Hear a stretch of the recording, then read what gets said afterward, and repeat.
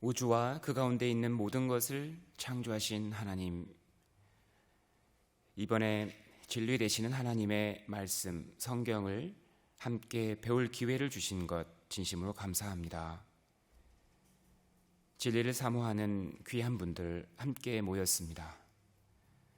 하나님께서 우리 각자의 마음 속에 있는 모든 궁금증들, 또 하나님을 향한 그런 간절한 외침들 주님께서 다 일일이 살펴주시고, 이번 한 주간 말씀, 성경을 통해서 그 모든 문제들이 해결될 수 있도록 도와주시옵소서. 우리 각자가 살아가는 가운데 정말 하나님을 간절히 구하는 그 마음 주님께서 일일이 다 들어주시고, 무엇보다 이번에 참된 소망과 참된 기쁨, 영생의 소망을 이번에 꼭 다 가질 수 있도록 도와주시길 바랍니다. 우리에게는 머리털 하나도 희고 검게 할 수 있는 능력이 없습니다. 모든 능력의 주님께서 우리의 마음 다 열어주시고 우리 모두 하나님의 이 진리의 말씀 잘 이해될 수 있도록 끝까지 도와주시고 이끌어 주시기를 바랍니다. 모든 시간 끝까지 오직 능력의 주님이신 주님 손에 모든 것을 의지하오며 우리를 사랑하시는 예수님의 이름으로 기도하였습니다. 아멘. 네, 오늘 첫 말씀은 요한복음 8장 32절입니다. 제가 앞에 띄워드렸습니다. 요한복음 8장 32절, 우리 다 같이 한번 읽겠습니다. 진리를 알지니 진리가 너희를 자유케 하리라. 우리는 이번 한 주간 인생의 가장 근본적이고 절대적으로 중요한 문제들을 해결하기 위해서 이 자리에 모였습니다. 우리가 이번 한 주간 배울 이 성경은 방금 이 말씀에 기록된 것처럼 바로 진리 되시는 하나님께서 주신 말씀입니다. 그래서 이 말씀을 우리가 진리라고 하는 겁니다. 우주를 창조하시고 또 인류 역사를 실제로 다스리시는 분, 인간을 이 땅에 창조하신 분, 그 분께서 인간이 가지고 있는 모든 궁금증들을 풀어주기 위해서 주신 책이 바로 이 성경입니다. 그러므로 진리에 대신 진리되는 이 성경을 통해서 이번 한 주간 우리가 가지고 있는 인생의 가장 큰 문제들이 해결될 수 있습니다. 자, 우리가 이 문제를 먼저 생각하기 전에 반드시 알아야 될 사실은 뭐냐면, 인간은 하나님의 형상을 가진 영적인 존재라는 겁니다. 하나님도 영인 것처럼 인간도 바로 영적인 존재입니다. 그래서 인간은 다른 짐승과는 완전히 다른 그런 특징을 가지고 있는데, 바로 그 특징 대표적인 것 세 가지를 어제 제가 말씀을 드렸습니다. 인간에게만 하나님을 찾는 바로 그 종교성이 있습니다. 그래서 위기의 상황이 올 때 인간은 본능적으로 아이가 마치 어머니를 찾듯이 하나님을 부르는 그런 본성이 사람에게만 있습니다. 왜 그러냐면 바로 인간이 하나님의 형상을 닮은 영적인 존재이기 때문입니다. 그래서 어느 민족을 가든 어느 나라를 가든 바로 우리가 볼 수 있는 것이 바로 종교라는 것입니다. 하나님을 찾는 그런 행위입니다. 그리고 인간에게는 양심이 있습니다. 짐승에게는 그것이 없죠. 그래서 죄를 지을 때 그 죄를 내 양심이 지적하고 그 죄가 내 마음속에 기록이 되고 평생 동안 그 죄책감은 사라지지 않습니다. 그리고 사람에게는 영혼이 있기 때문에 영혼은 죽지 않는 거지 않습니까? 그리고 하나님이 그 영혼을 위해 창조하신 바로 천국도 영원한 곳입니다. 사람은 실제로 영원한 것이 아니면 만족을 못하는 그런 특징이 있습니다. 전도서 3장 11절에 보면 솔로몬이란 사람이 70년 평생을 살면서 그 사람은 왕으로 살면서 모든 것을 가져본 사람입니다. 근데 그 왕으로 살았던 솔로몬, 그에게는 지식도 있었습니다. 지혜도 있었습니다. 권력도 있었습니다. 부도 있었습니다. 무려 부인만 천명이었다고 하니까요. 모든 것을 소유했던 그 솔로몬이 죽기 전에 그 인생을 경험하고 나서 적은 성경이 이제 하나님께서 적게 한 성경이 이제 전도서인데, 그가 죽기 전에 했던 말이 헛되고 헛되미 헛되고 헛되니 모든 것이 헛되도다. 이렇게 얘기하면서 그 자기 마음 속에 어떤 마음이 있는지를 정확하게 이제 써놨는데, 그 전도서 3장 11절에 영혼을 사모하는 마음이 자기 마음 속에 있었던 겁니다. 그러니까 이 세상 모든 것을 가져보았는데 결국 만족이 안 됐다는 겁니다. 실제로 그렇습니다. 우리가 이 우주를 다 내 것으로 만든들 잠시 후에 이 세상을 떠나야 되기 때문에 인간은 결코 이 세상 것으로 만족을 할 수가 없는 겁니다. 영혼이 사람에게 실제로 있기 때문에 정말 이 영혼에게 있어서 가장 중요한 것은 이 세상에서 더 잘 먹고 잘 사는 것이 아니라 영원한 세상, 천국을 준비하는 것, 그것이 인간에게 있어서 가장 중요한 문제가 되는 겁니다. 하나님이 살아계시고, 그리고 이 성경이 정말 절대자 하나님의 책이라면 천국도 있는 것이고 지옥도 실제로 있다는 겁니다. 그러므로 인간에게 있어서 가장 중요한 문제는 바로 내가 오늘이라도 죽으면 내가 어디로 갈 것인가, 정말 이 죄 문제를 어떻게 해결할 것인가, 이것이 인간에게 있어서 가장 절대적이고도 중요한 문제가 되는 겁니다. 그리고 왜 우리가 또 성경을 배워야 하느냐? 이 성경은 사람이 쓴 책이 아닙니다. 우리가 어제 이사야 34장 16절에서도 봤듯이 너희는 여호와의 책을 자세히 읽어보라.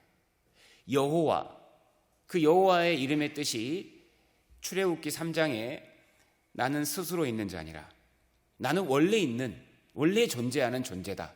즉 절대자께서 사람에게 주신 책, 그것이 바로 성경입니다. 즉 이 책은 창조주께서 하나님의 존재를 증명하고 또 하나님의 속성을 증명하고 또 하나님의 뜻과 계획을 인간에게 알려주시려고 주신 것이기 때문에 우리가 이 성경을 꼭 배워야만 하는 겁니다.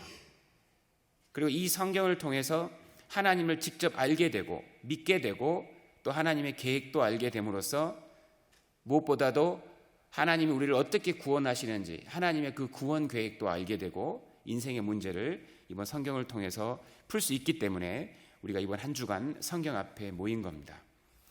우리가 왜 이 성경을 창조주의 책이라고 확신할 수 있느냐? 간단합니다.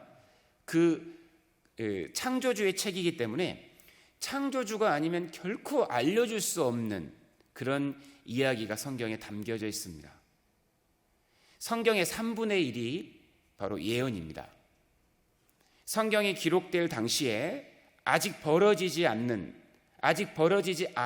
미래 일을 성경에 담아놨는데, 무려 성경에 기록되어 있는 역사는요, 이 우주의 마지막까지, 이 우주가 끝난 이후까지, 영원한 세상까지를 미리 기록해 놓은 책인 겁니다. 즉 이거는 사람이 결코 기록할 수 없는 그런 책이기 때문에 우리가 하나님의 말씀이라고 이것을 우리가 받아들일 수 있고 인정할 수 있는 겁니다. 그리고 전 세계 사람이 다 읽는 책도 성경밖에 없습니다. 그리고 가장 오래된 책도 성경입니다. 그래서 우리가 이 성경을 진리로 받아들일 수가 있는 겁니다. 우리가 시간만 내서 이번 한 주간 배워보신다면 이것이 진짜 하나님의 말씀이구나, 그리고 저절로 우리가 알고 믿게 될 수 있습니다. 요한복음 17장 17절에 보면 저희를 진리로 거룩하게 하옵소서, 아버지의 말씀은 진리니이다 그랬습니다.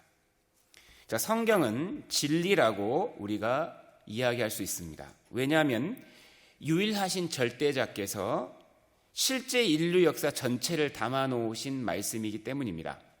우리가 성경을 배울 때 성경을 이해하기 가장 편하게, 가장 쉽게 우리가 이해할 수 있는 방법이 성경 전체를 역사로 보는 겁니다. 우주 전체의 역사. 이렇게 보면은 성경을 우리가 아주 쉽게 이해할 수 있습니다. 왜 하나님께서 성경 속에 인류 역사 전체를 담아 놓으셨느냐? 첫째로 바로 이 창조주 하나님이 실제 계시다는 것, 그것을 우리에게 증거하고, 또 실제 이 하나님께서 인류 역사를 정말 다스리고 계시다는 것, 그것을 우리에게 증명하기 위해서 성경을 주신 겁니다.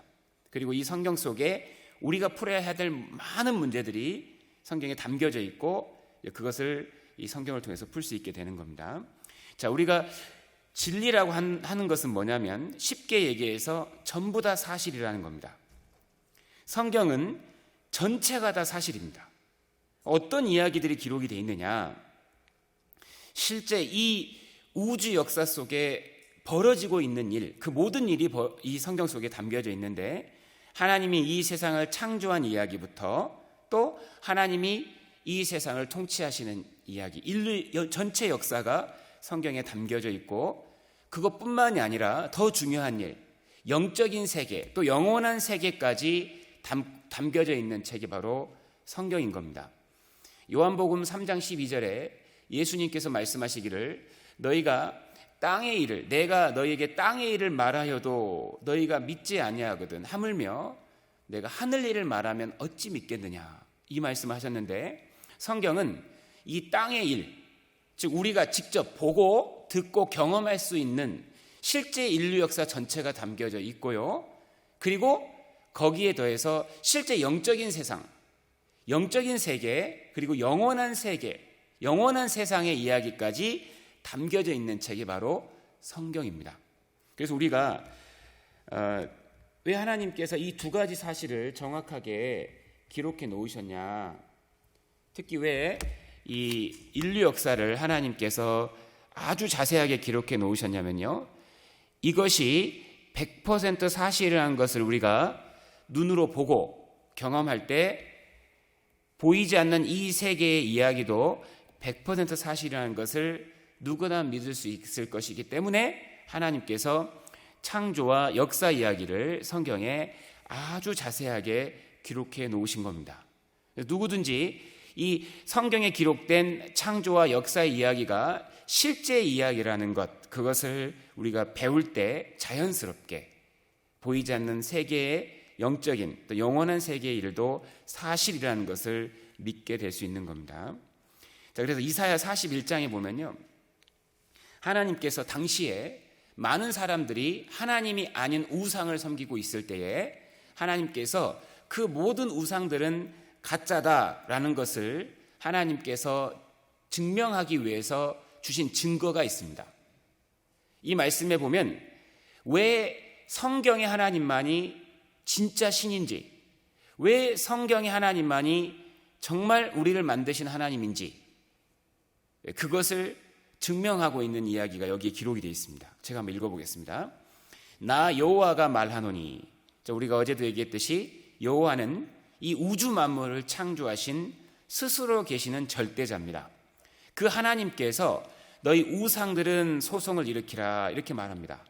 여기서 이제 우상이라는 것은 뭐냐면 인간이 하나님이 아닌 것을 하나님처럼 섬기는, 쉽게 말해서 가짜신, 그것을 우상이라고 하는데, 그 우상들은 소송을 일으키라.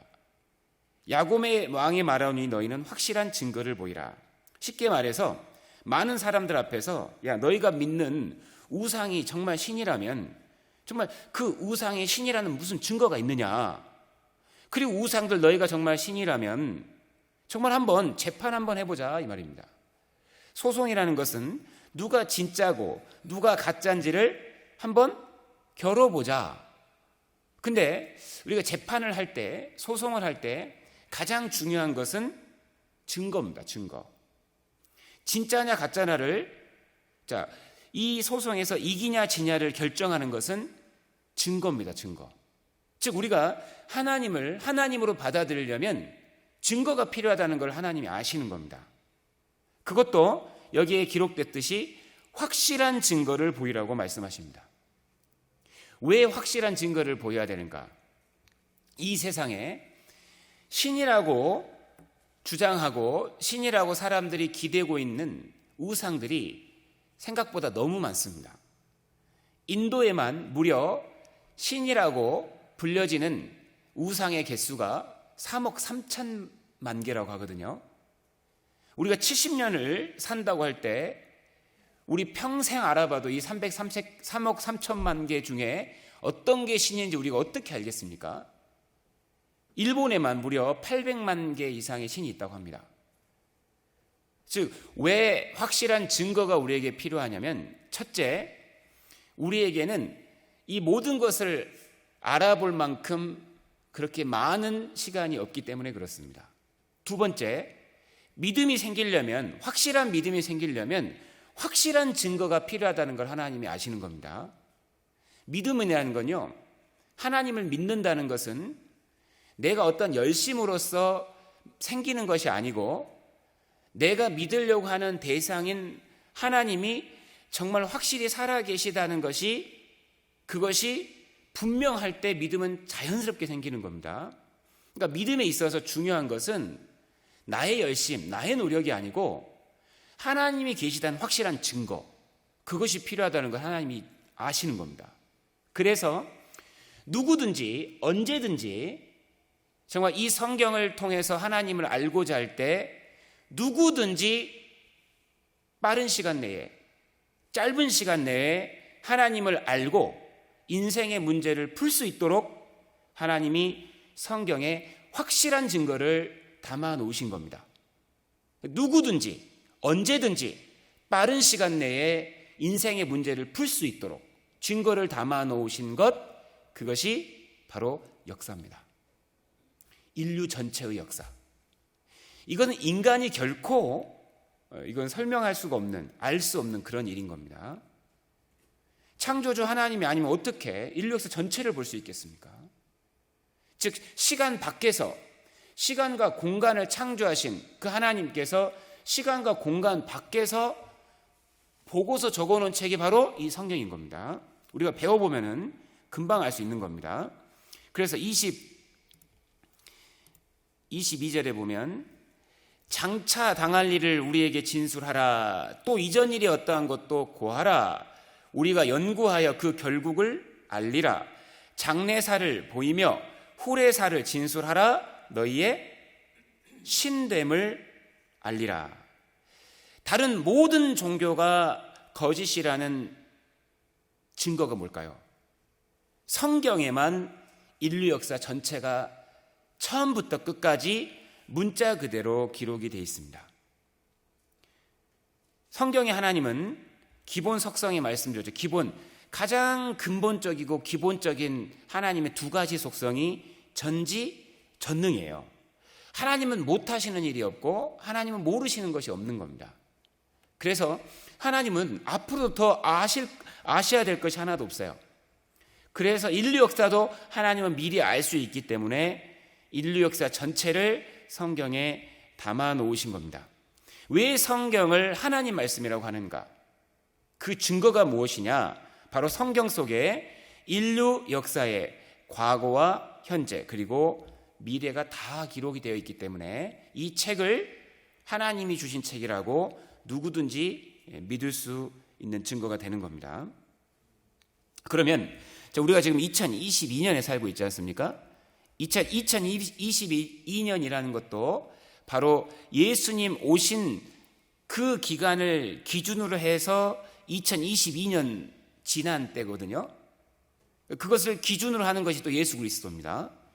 그래서 예수님 이전 시대를 Before Christ라고 해서 BC, 그리고 예수님 오신 이후를 우리가 AD, 아노 도민이고, 이것이 이제 주후, 예수 그리스도 후, 이런 의미입니다. 즉 인류 역사를 나누고 있는 것도 신기하게 예수 그리스도잖아요.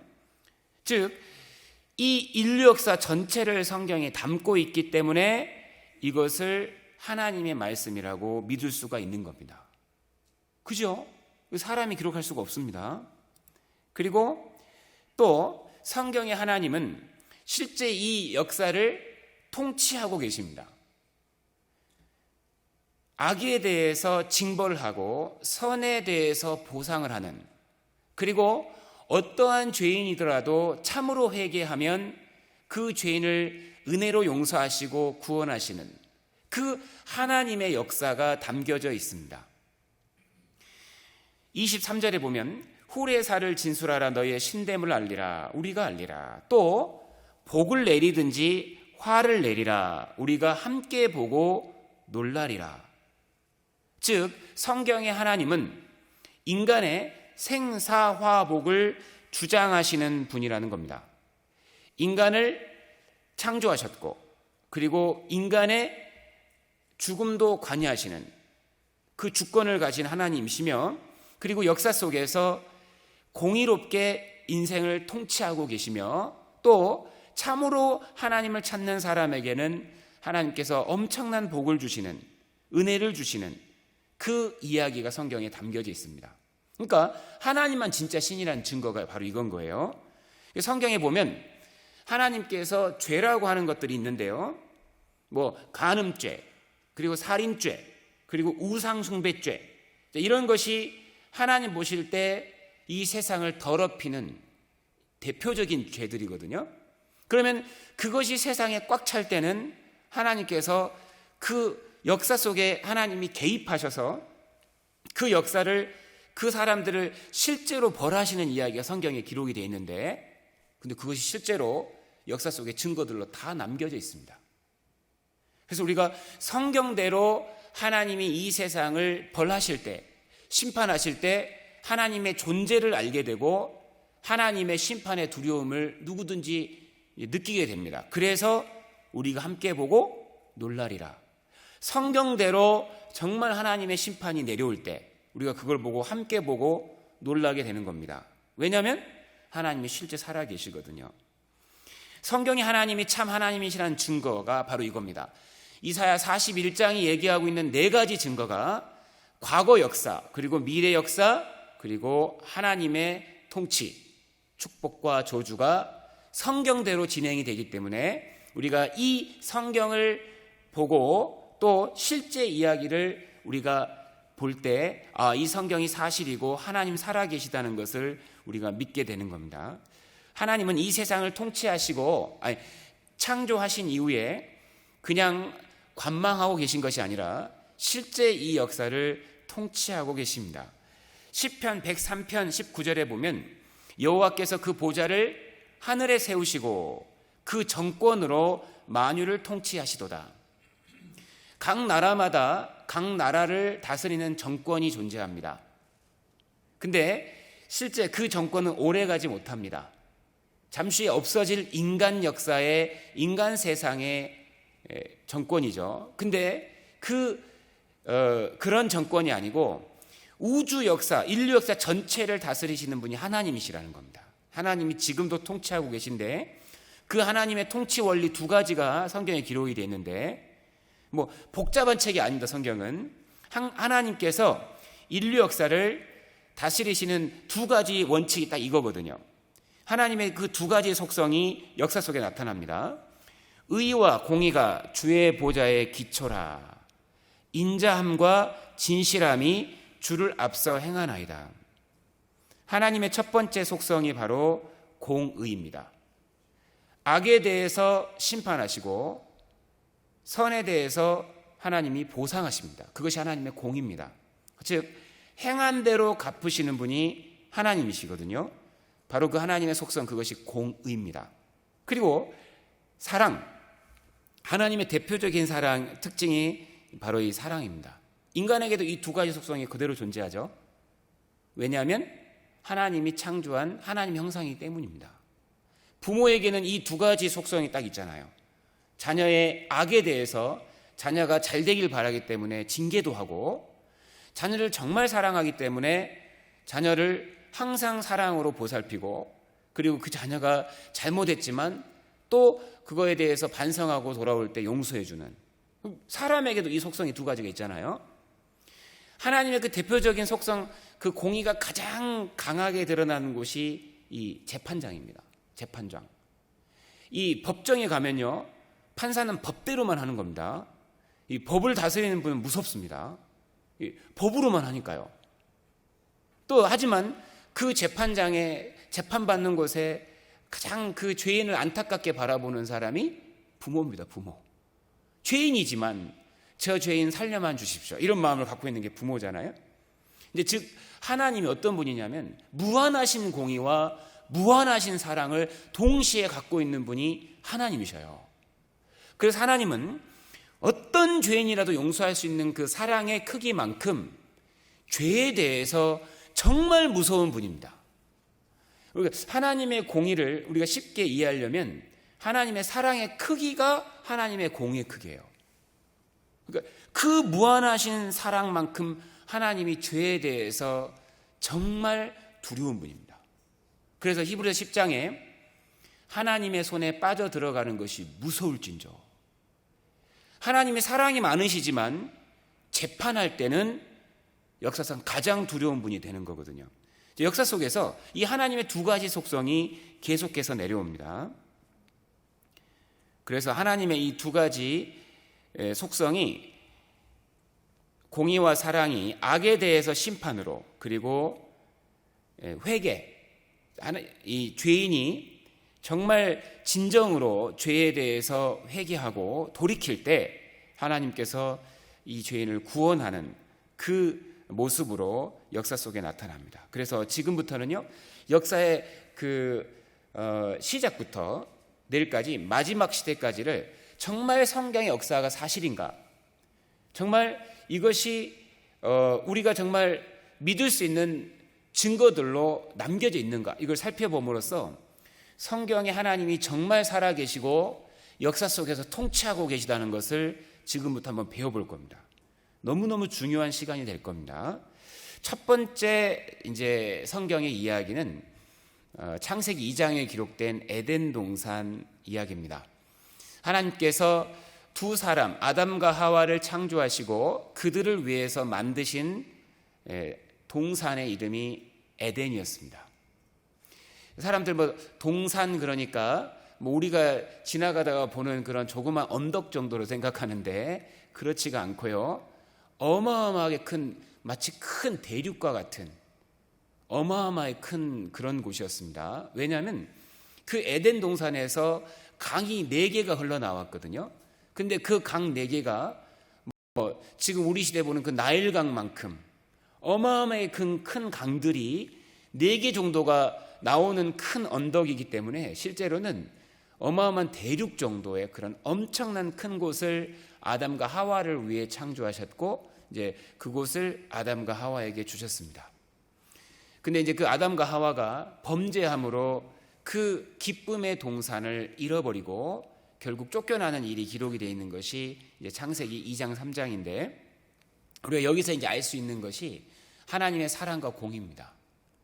하나님이 인간을 얼마나 사랑하셨는지 가장 아름다운 그런 기쁨의 동산을 주셨습니다. 그 에덴이라는 말의 의미가 기쁨입니다. 기쁨. 하나님은 인생에게 참 기쁨을 주고 싶은 겁니다. 근데 이제 그 기쁨을 딱 깨버렸던 게 뭐냐면 죄입니다. 첫 번째 죄가 있었던 곳이거든요. 그래서 그 기쁨을 잃어버린 사건, 이 사건이 성경에 기록이 되어 있는데 이것을 많은 사람이 신화라고 생각하는데 결코 그렇지 않습니다. 실제 이 땅에 있었던 일이고 하나님이 직접 만드시고 하셨던 일이기 때문에 실제 증거로 남아 있습니다. 그러니까 성경에 에덴 동산이 있었다고 되어 있는데 하나님이 창조했다고 되어 있는데 에덴 동산이 있다는 것은 만드신 하나님이 진짜 계시다는 증거가 되는 거예요. 많은 사람들이 이제 궁금해하는 것이 이겁니다. 이것이 실제 역사인가? 그리고 에덴 동산이 어디에 있었는가? 그리고 현재는 왜 우리가 이것을 볼 수 없는가? 에덴 동산이 존재했다면 증거가 있는가? 이 모든 것이 증거가 있습니다. 창세기 1장 27절에 보면 하나님께서 남자와 여자, 즉 아담과 하와 모든 인류의 조상 두 사람을 창조하셨습니다. 남자와 여자죠. 두 사람의 이름이 아담과 하와, 이브였습니다. 그리고 그 둘 사람에게 이제 주셨던 그 아주 아름다웠던 아주 거의 완벽했던 그런 동산의 이름이 이제 에덴인데요. 자, 보시면 어제도 말씀드렸잖아요. 성경은 하나님이 보시는 인류의 역사, 하나님이 통치하시는 인류의 역사입니다. 이 실제 이야기입니다. 보이지 않는 하나님이 실제 역사를 통치하고 있다는 것을 증거하려고 준 것이기 때문에 잘 보시면 항상 주어, 이 이야기의 주인공이 누굽니까? 하나님이셔요. 실제 계시다는 걸 보여주고 있는 겁니다. 그분의 하신 일이 증거로 남아있는 거예요. 그러니까 우리가 뭘 할 때 그러잖아요. 범인의 손자국 이런 거 증거가 남아있는 거잖아요. 그래서 전에 제가 봤던 그 박테리아의 꼬리가 있거든요. 근데 그 꼬리 구조가 사람이 만든 모터보다 더 완벽하게 만들어져 있어요. 구조적으로. 그래서 과학자들이 이거 신의 손자국이다 이렇게 얘기했습니다. 왜냐하면 그 박테리아 꼬리에 있는 꼬리 부분이요, 얼마나 작은 모터인지 사람의 머리카락의 300분의 1 크기랍니다. 사람의 머리카락의 300분의 1 크기로 인간이 만든 어떤 모터보다도 더 완벽하게 만들어져 있어요. 이게 얼마나 빨리 도는지 RPM으로 10,000 RPM. 근데 열이 안 나요. 그리고 이것이 앞뒤로 자유롭게 움직입니다. 열도 안 나면서. 그래서 이거 진짜 신의 손자국이다 그러는데, 이 지구 역사 속에 이 땅 위에 하나님께서 하셨던 일들이, 하나님의 손자국이 지구에 가득가득 남아있는 거예요. 성경과 인류 역사는 정확하게 일치합니다. 성경과 과거 역사도 일치할 뿐만이 아니라 성경과 미래 역사도 일치합니다. 성경을 보시고 조간신문을 보면 똑같이 진행된다는 걸 확인하게 되시는 거예요. 자, 하나님이 두 사람을 만들었다고 했습니다. 이것도 사실입니다. 사도행전 17장 26절에 보면 인류의 모든 족속을 하나님께서 한 혈통으로 만들었다고 했습니다. 즉 모든 인류의 모든 사람이 바로 공통조상을 가지고 있다는 겁니다. 이 두 사람을 통해서 다 내려온 거예요. 즉 아담과 하와를 통해서 지금 모든 인류가 태어난 겁니다. 그 증거가 있습니다. 바로 혈액형입니다. 혈액형은 부모에게 유전을 받아서 그것이 평생 변하지 않습니다. 근데 신기하게 있잖아요. 아프리카에 살던, 아시아에 살던, 유럽에 살던, 아메리카에 살던 모든 사람의 혈액형이 바로 이 네 개 중에 하나입니다. 즉 아담과 하와가 두 사람이 A형, B형이라고 가정할 때 그 두 사람을 통해서 네 개의 혈액형이 딱 나오거든요. 즉 이 인류의 조상이 두 사람이라는 유전학적 증거가 바로 혈액형입니다.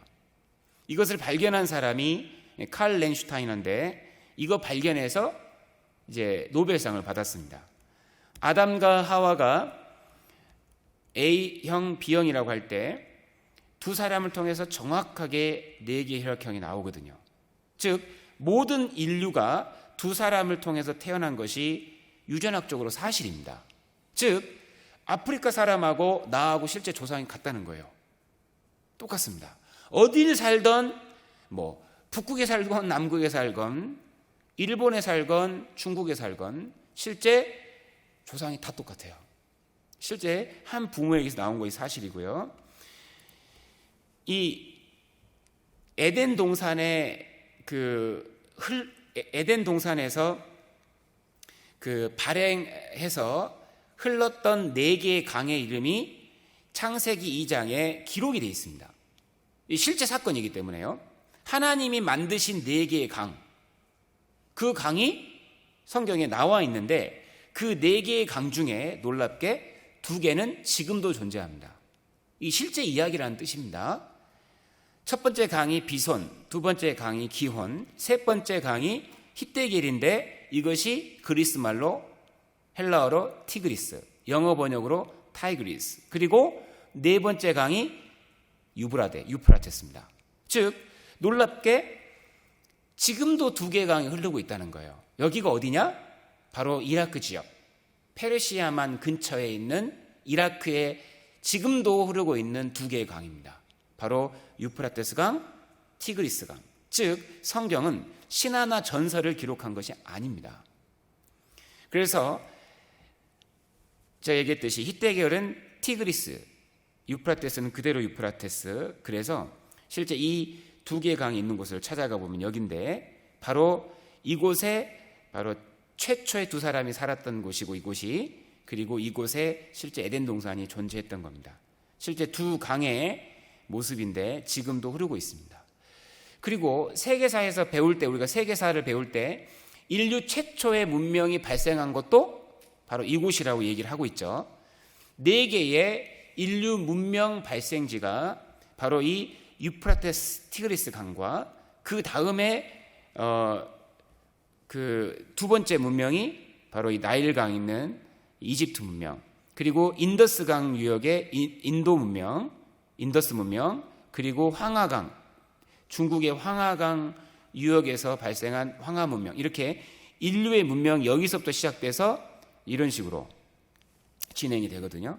즉 성경과 똑같습니다. 이곳이 예전에는 아주 비옥했던 땅이었고 지금도 강이 있어서 그래도 많은 사람들이 거주하고 있는 곳입니다. 이곳이 바로 첫 번째 문명이 탄생된 곳, 성경과 일치합니다. 메소포타미아 문명입니다. 메소포타미아 문명. 그리고 우리 시대에 이 사라진 두 강도 찾았습니다. 어떻게 찾아냈냐? 우리 시대에는요, 이 땅 속에 있는 뭐가 있는지 땅 속을 투시할 수 있습니다. 서울대학교라는 한국에 있는 대학교와 나사가 공동으로 이 한반도 지역을요 이틀 만에 다 찍었어요. 이틀 만에 땅속 10m 속에 뭐가 들어있는지를 다 확인할 수가 있는 겁니다. 우리 시대는 이제 이런 기술도 발견이 됐거든요.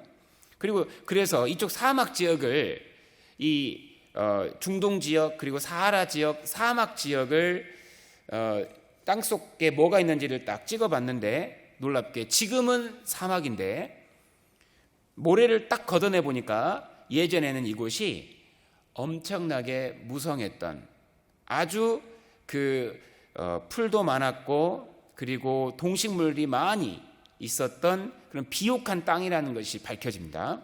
이게 강줄기거든요. 사막에 감춰진 고대의 강, 여기는 일찍이 식물이 무성했던 땅이었다. 1983년 내셔널 지오그래픽에서 발표한 건데요, 실제 이곳이 예전에는 아주 비옥한 땅이었다는 겁니다. 식물이 무성했던 땅이었어요. 심지어 지금 완전 사막인 사하라 지역을 투시해 보니까 사하라 지역도 아주 엄청난 강줄기가 그쪽에 매몰되어 있는데, 이쪽이 실제로에는요 아주 많은 사람들이 살았었고, 그리고 실제로 농사도 짓고 그리고 사냥도 하고 물고기도 잡던 그런 곳이었습니다. 자, 이곳이 바로 에덴 동산이 있었던 곳인데, 자, 여기 보시면 이게 실제 인공위성 사진입니다. 이 투시에서 찍어 보니까요, 지금 우리가 눈으로 보고 있는 이 유프라테스 강, 그리고 티그리스 강이요, 여기 흐르고 있죠, 이렇게. 그리고 티그리스 강입니다. 그리고 이 강과 정확하게 붙어 있는 두 개의 강이 발견되는데, 하나의 강은 사우디를 아주 관통하는 굉장히 긴 강이고요, 또 하나는 이쪽 이란 지역으로 들어가는 강이 있습니다. 놀랍게 성경의 진술과 정확하게 일치하는 4개의 강이 놀랍게 한 곳에서 만나고 있습니다. 성경에서 에덴 동산에서 4개의 강이 흘러나왔다고 그랬거든요. 놀랍게도 우리 시대에 이것도 발견됐습니다. 성경은 사실인 겁니다. 아라비아도 옛날엔 비옥했다. 6,000년 전 강이 발견됐습니다. 거대한 수로. 그 사우디아라비아를 관통하는, 그래서 이것을 많은 사람들이 에덴 동산의 강이 발견됐다 이렇게 발표했습니다.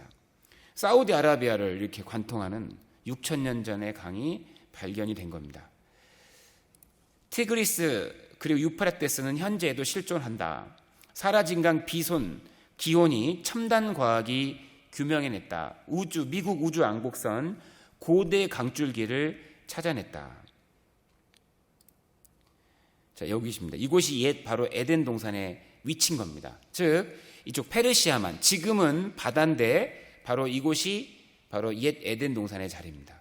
자, 왜 그렇게 아름다웠고 광대했던 땅이 지금은 사막이 되었고 이렇게 내려갔을까? 자, 그것에 대한 답도 성경에 나와 있는데요, 인류 최초의 두 사람이 죄를 지었을 때 죄로 인해서 하나님께서 아담과 이 하와를 에덴 동산에서 쫓아내시고 그 에덴 동산을 땅 속에 집어넣었다는 이야기가 성경에 나와 있습니다. 에스겔 31장 16절에 보면 내가 그로 구덩이에 내려가는 자와 함께 음부에 떨어뜨리던 때에 열국으로 그 떨어지는 소리를 인하여 진동하게 하였고 물 대임을 받은 에덴의 모든 나무가 어디로 갔냐? 바로 땅속 지하로 하나님이 집어넣으신 겁니다. 즉 죄로 인해서 죄에 대한 심판의 모습을 보여주는 거거든요. 당시에 아주 교만했던 열국이 하나님의 심판을 받고 멸망할 것을 얘기하면서 그 예로서 에덴 동산을 지금 이야기하고 있는 겁니다.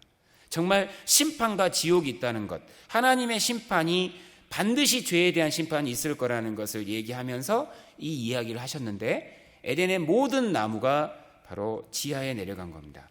에스겔 31장 18절에도 너의 영화와 광대함이 에덴 모든 나무 중에 어떤 곳과 같은고. 이 에덴의 나무들이 지금 우리가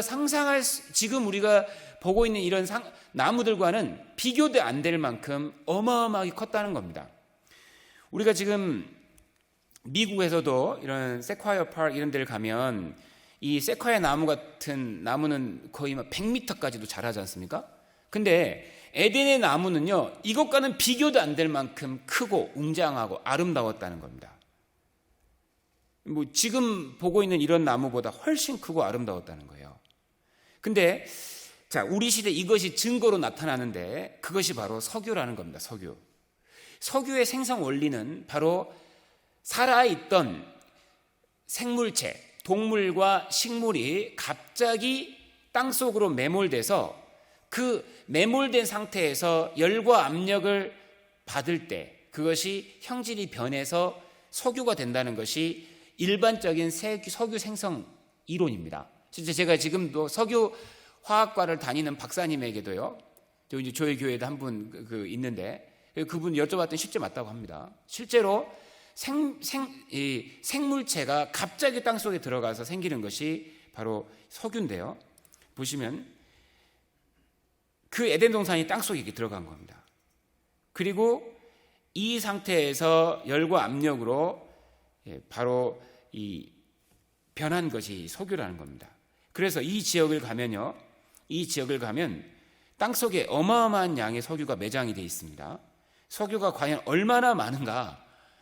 거의 지구에 지금 매장되어 있는 석유의 거의 60% 이상, 거의 70% 가까이가 이 좁은 지역에 다 매몰되어 있는 겁니다. 석유가 나오는 지점이거든요. 이쪽 지역에 전 세계 거의 70%의 석유가 매장되어 있습니다. 그것도 이 바다에 이런데. 즉 원래는 여기가 바다가 아니었다는 겁니다. 원래 여기가 사막이 아니었고 분명히 과거 역사 속 언젠가 동식물이 갑자기 매몰되었던 곳, 그것이 즉 성경에 에덴 동산이 땅속에 들어갔다는 것이 실제 사실인 겁니다. 보시면 지금 보십시오. 전 세계 석유 수출하는 그 양을 나와 있는데 이쪽 지역에서 대부분의 석유가 수출이 되고 있습니다. 영상 하나 보겠습니다. 1981, 140 miles above my head, the space shuttle Columbia looked down upon this desert and took a high-tech snapshot. What they saw took them completely by surprise. Instead of a flat and barren expanse of sand, the infrared revealed mountains and river valleys underneath.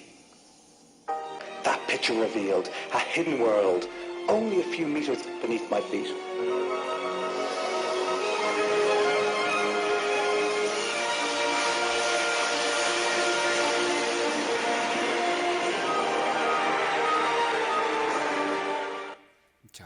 실제로 에덴 동산이 땅속에 들어갔다는 이 진술도 정확하게 사실입니다.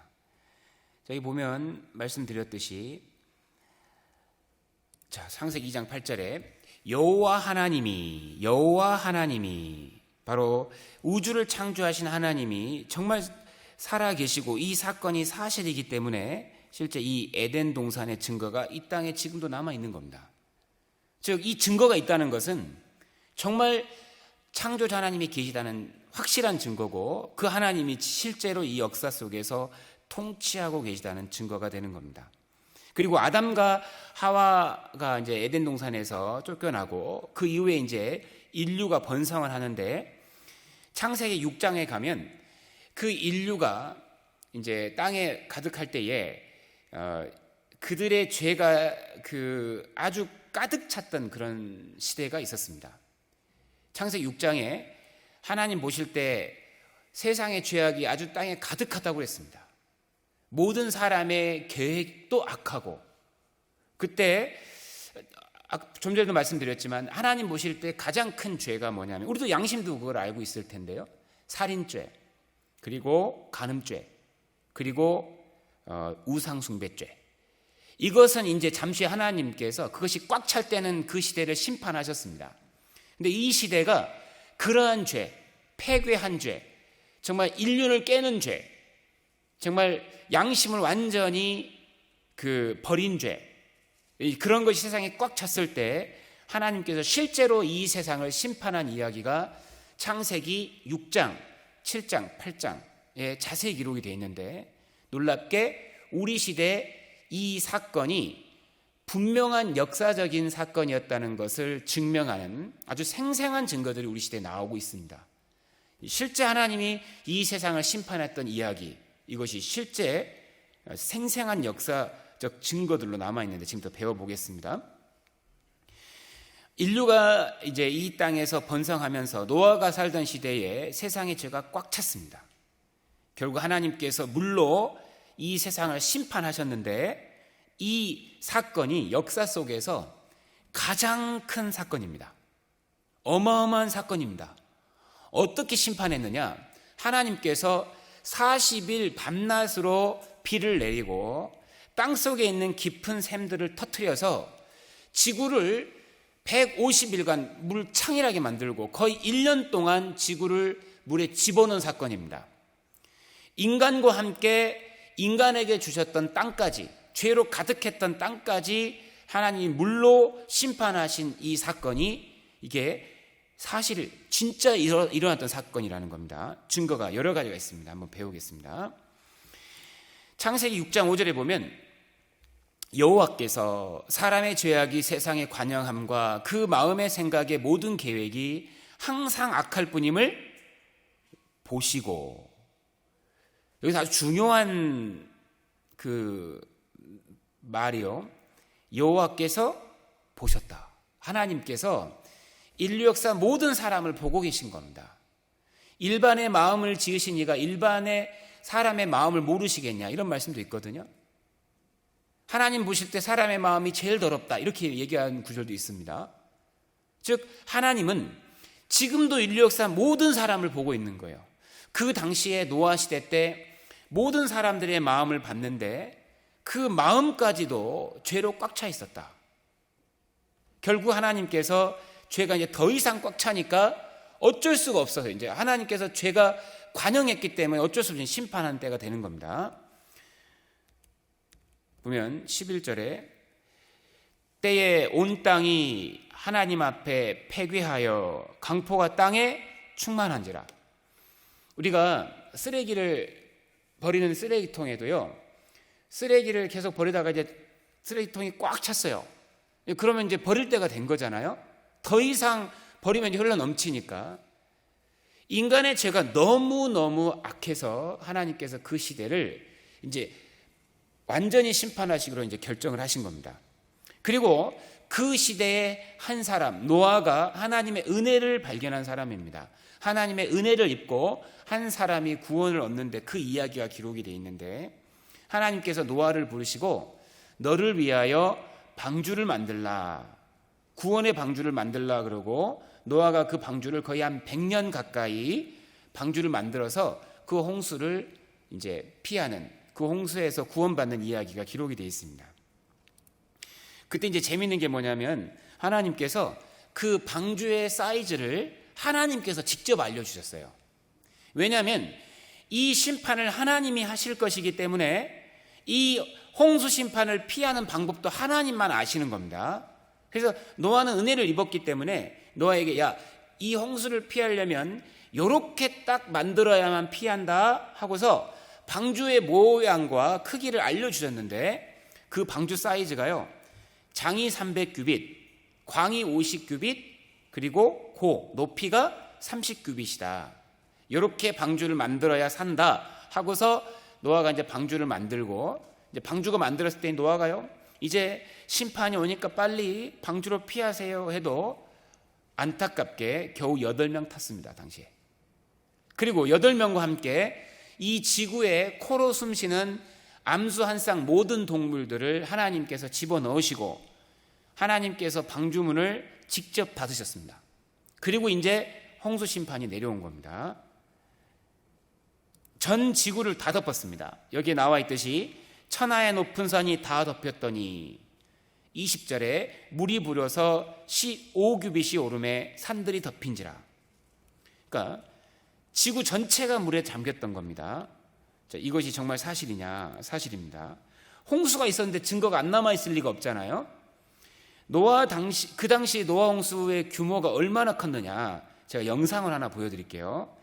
이게 영화의 한 장면인데 실제 이 정도의 규모로 전 지구를 덮어버렸던 겁니다.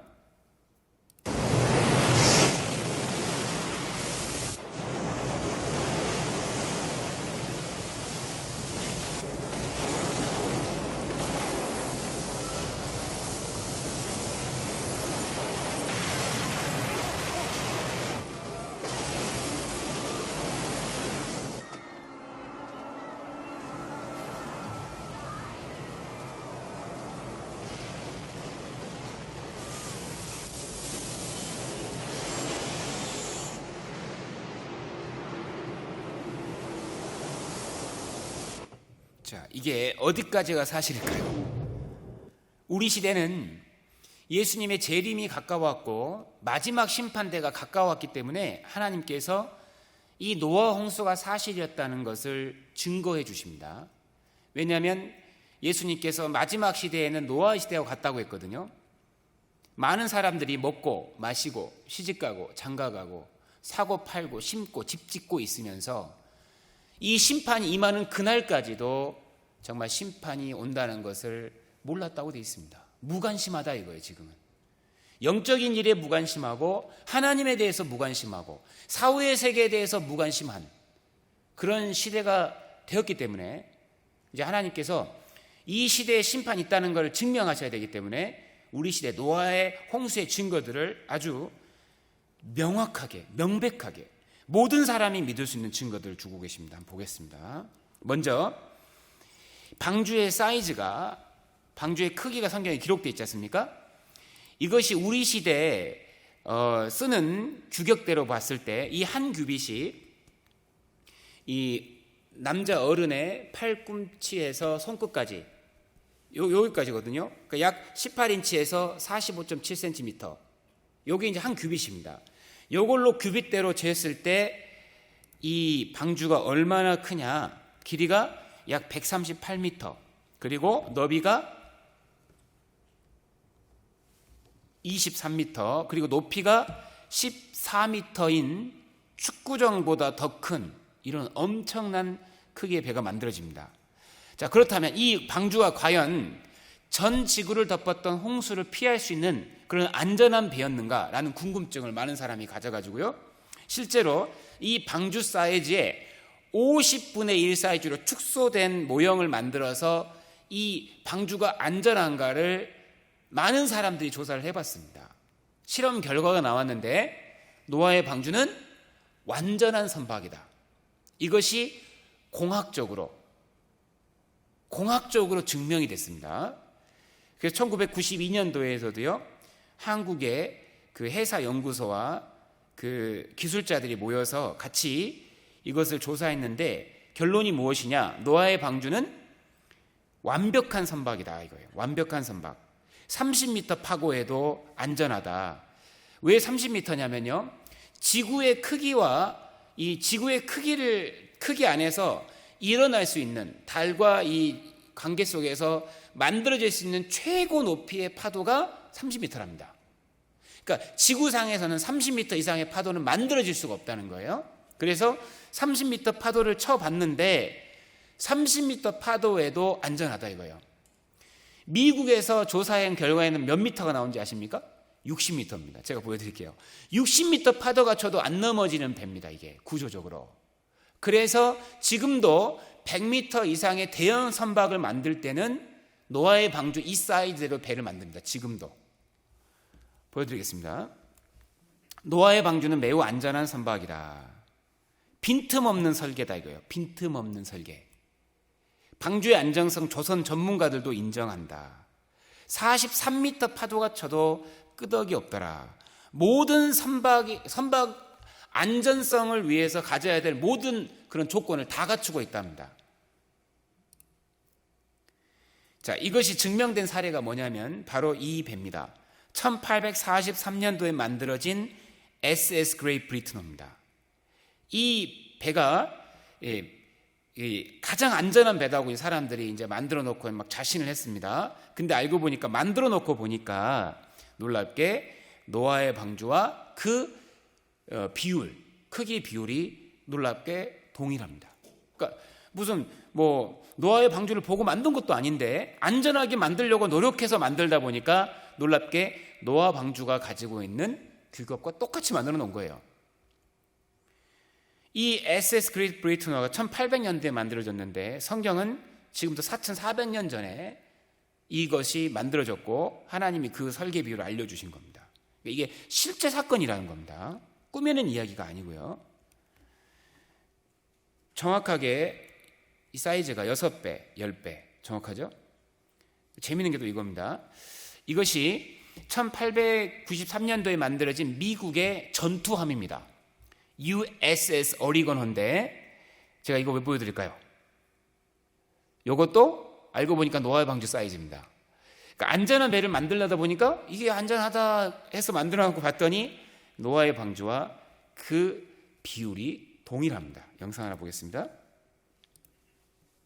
Have discovered that the ark's length to breadth equals a ratio of 6:1, meaning it would be a slow-moving vessel, but one of the most stable vessels ever built. So stable, in fact, that the U.S. battleship Oregon, built around the turn of the century, was designed with the exact same ratio. The ark design ratio also means greater capacity, greater safety in operation, and always calls for a smaller crew. Dr. Henry Morris, a former professor of hydraulic engineering, has done a great deal of work in connection with the Ark of Noah. That the balance between the buoyant force and the gravitational force and the wave force and so on would be such that the Ark would right itself if it were tilted anywhere up to 90 degrees, anywhere from 0 to 90 degrees, in other words. The righting effect would be such that it would just come right back up again. It would be practically impossible to capsize. Using the information given to us by Dr. Morris, we took our model of the Ark and placed it in the test tank at the Marine Laboratory. When subjected to the irregular waves generally found on the ocean, the Ark was deemed not only seaworthy, but exceptionally stable. Then the test tank duplicated waves equivalent to 200-foot tidal waves, waves far larger than the Ark would have experienced during the flood. 지금 290이라고 했지 않습니까? 이게 60m입니다. 60m.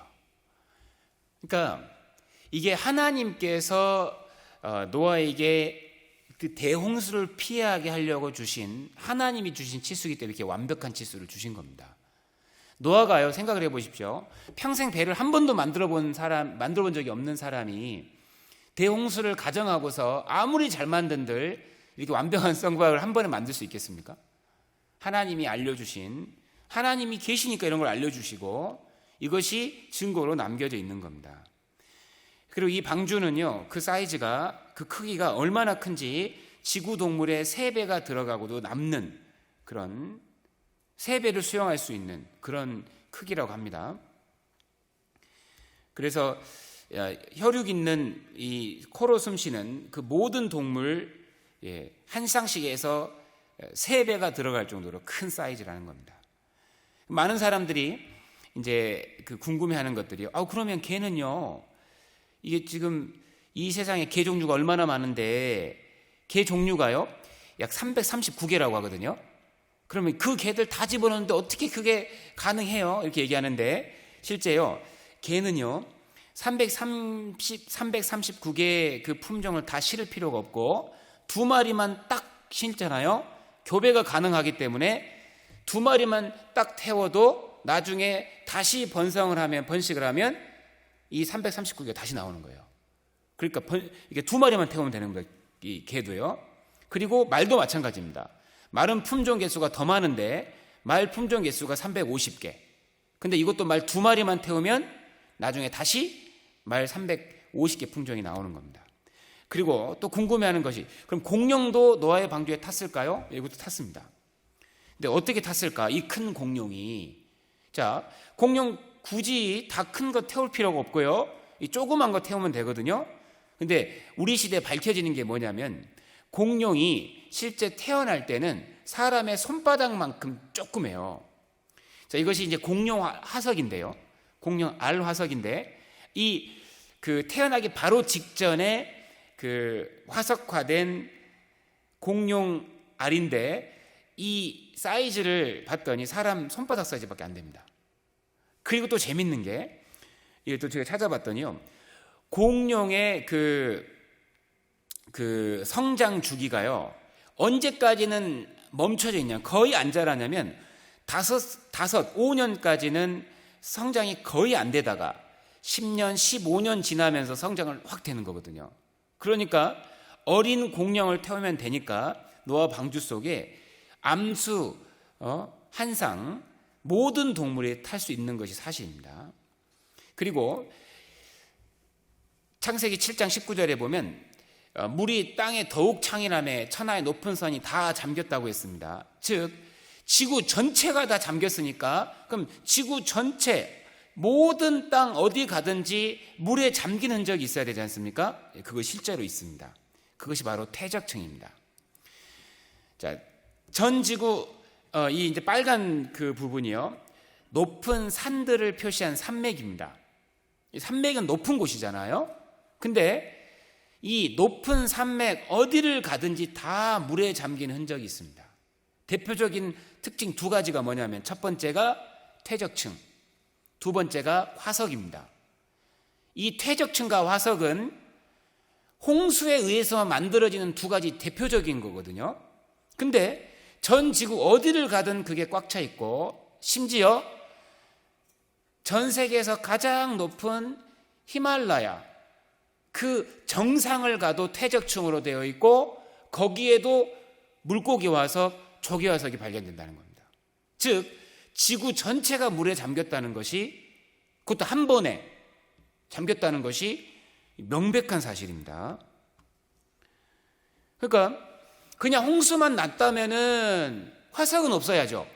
근데 전 지구를 하나님께서 동물과 사람들을 홍수로 멸망시킨 거니까 정말 그때 한 번에 지구가 물에 휩쓸려 물에 그 홍수로 인해서 잠겼다면 퇴적층도 생기면서 그 안에 그때 있었던 모든 동물들이 있어야 되는 게 맞는 거예요. 근데 신기하게 지구 전체의 퇴적층이고 지구 전체 어디를 가도 그 퇴적층 속에 바로 화석이 가득하다는 겁니다. 첫 번째 증거가 퇴적층입니다. 퇴적층. 이 퇴적층이라는 것은 홍수에 의해서 만들어진 것인데 이 지구 전체가 다 이 퇴적층이라는 겁니다. 그 외에 다른 암석은 그 이후의 화산 폭발에 의해서 만들어진 화성암이거든가, 화성암과 퇴적암이 환경에 의해서 변한 변성암이든가, 즉 3개 중에 밖에 없어요. 이 돌의 이 종류는요.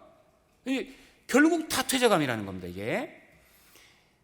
이게 전 지구 퇴적암을 표시한, 퇴적층을 표시한 도표인데요. 대륙의 75%가 퇴적암입니다. 즉 전 지구적인 홍수가 있었던 것이 사실이고, 그리고 여기 보면 색깔을 보시면 제일 위에 있는 이 남색깔이요, 보라색 남색깔이 이 퇴적암의 두께를 표시한 건데, 퇴적암의 두께가 우리에게 얘기하고 있는 것은 2가지 사실입니다. 첫 번째, 홍수의 기간과 홍수의 크기.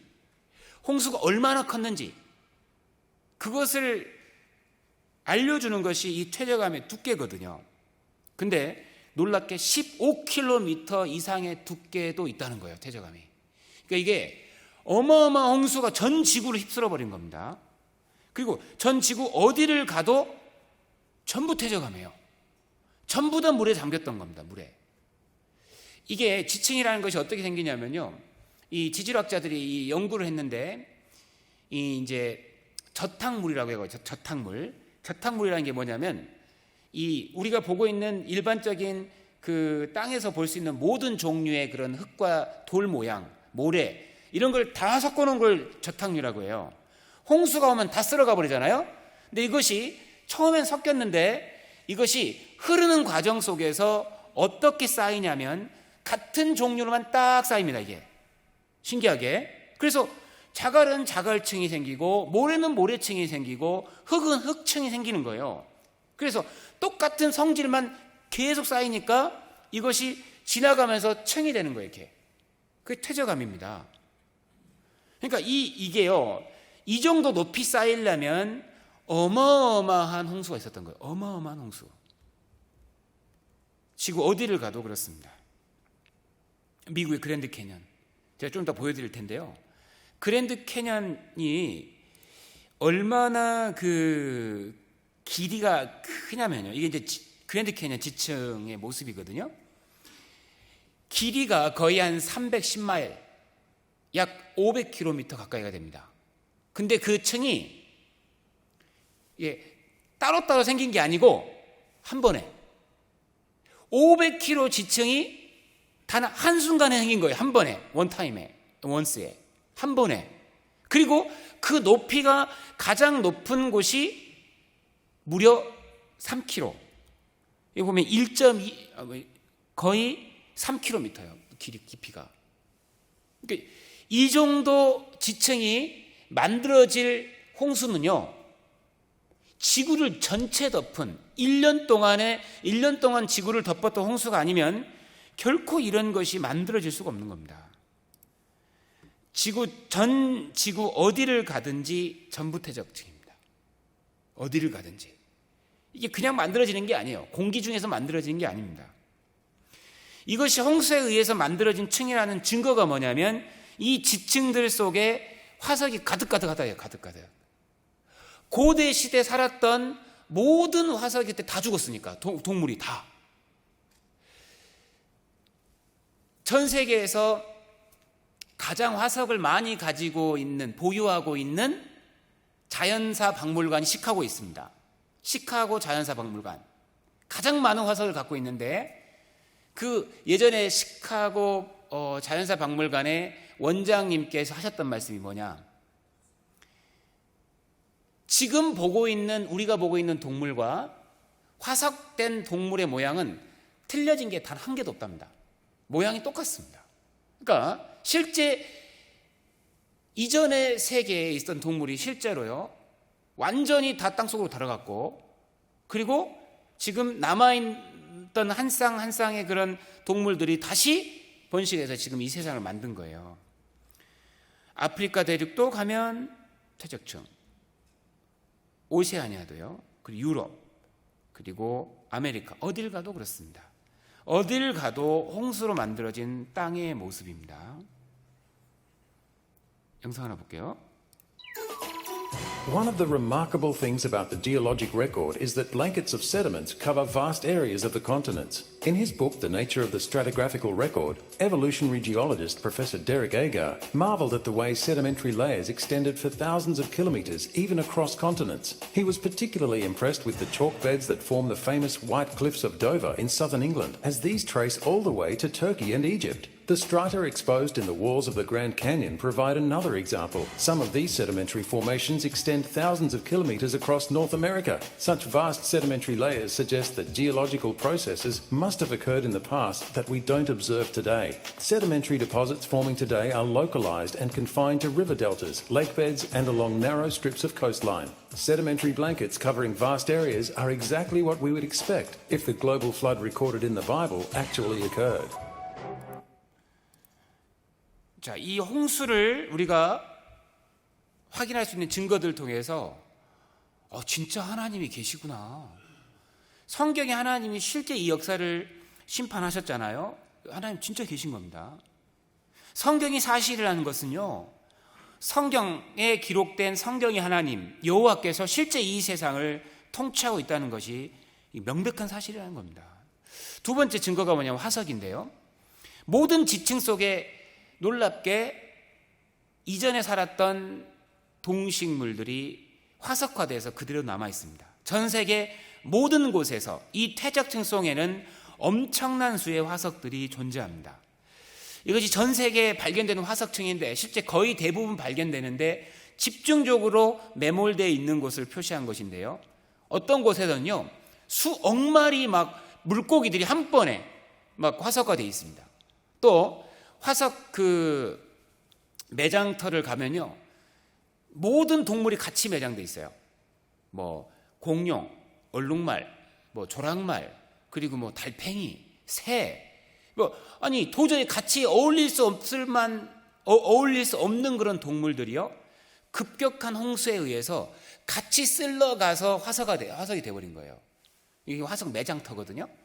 자, 보시면요, 전 지구 어딜 가도 그 퇴적층 속에 바로 이 화석화된 이 동식물들이 가득합니다.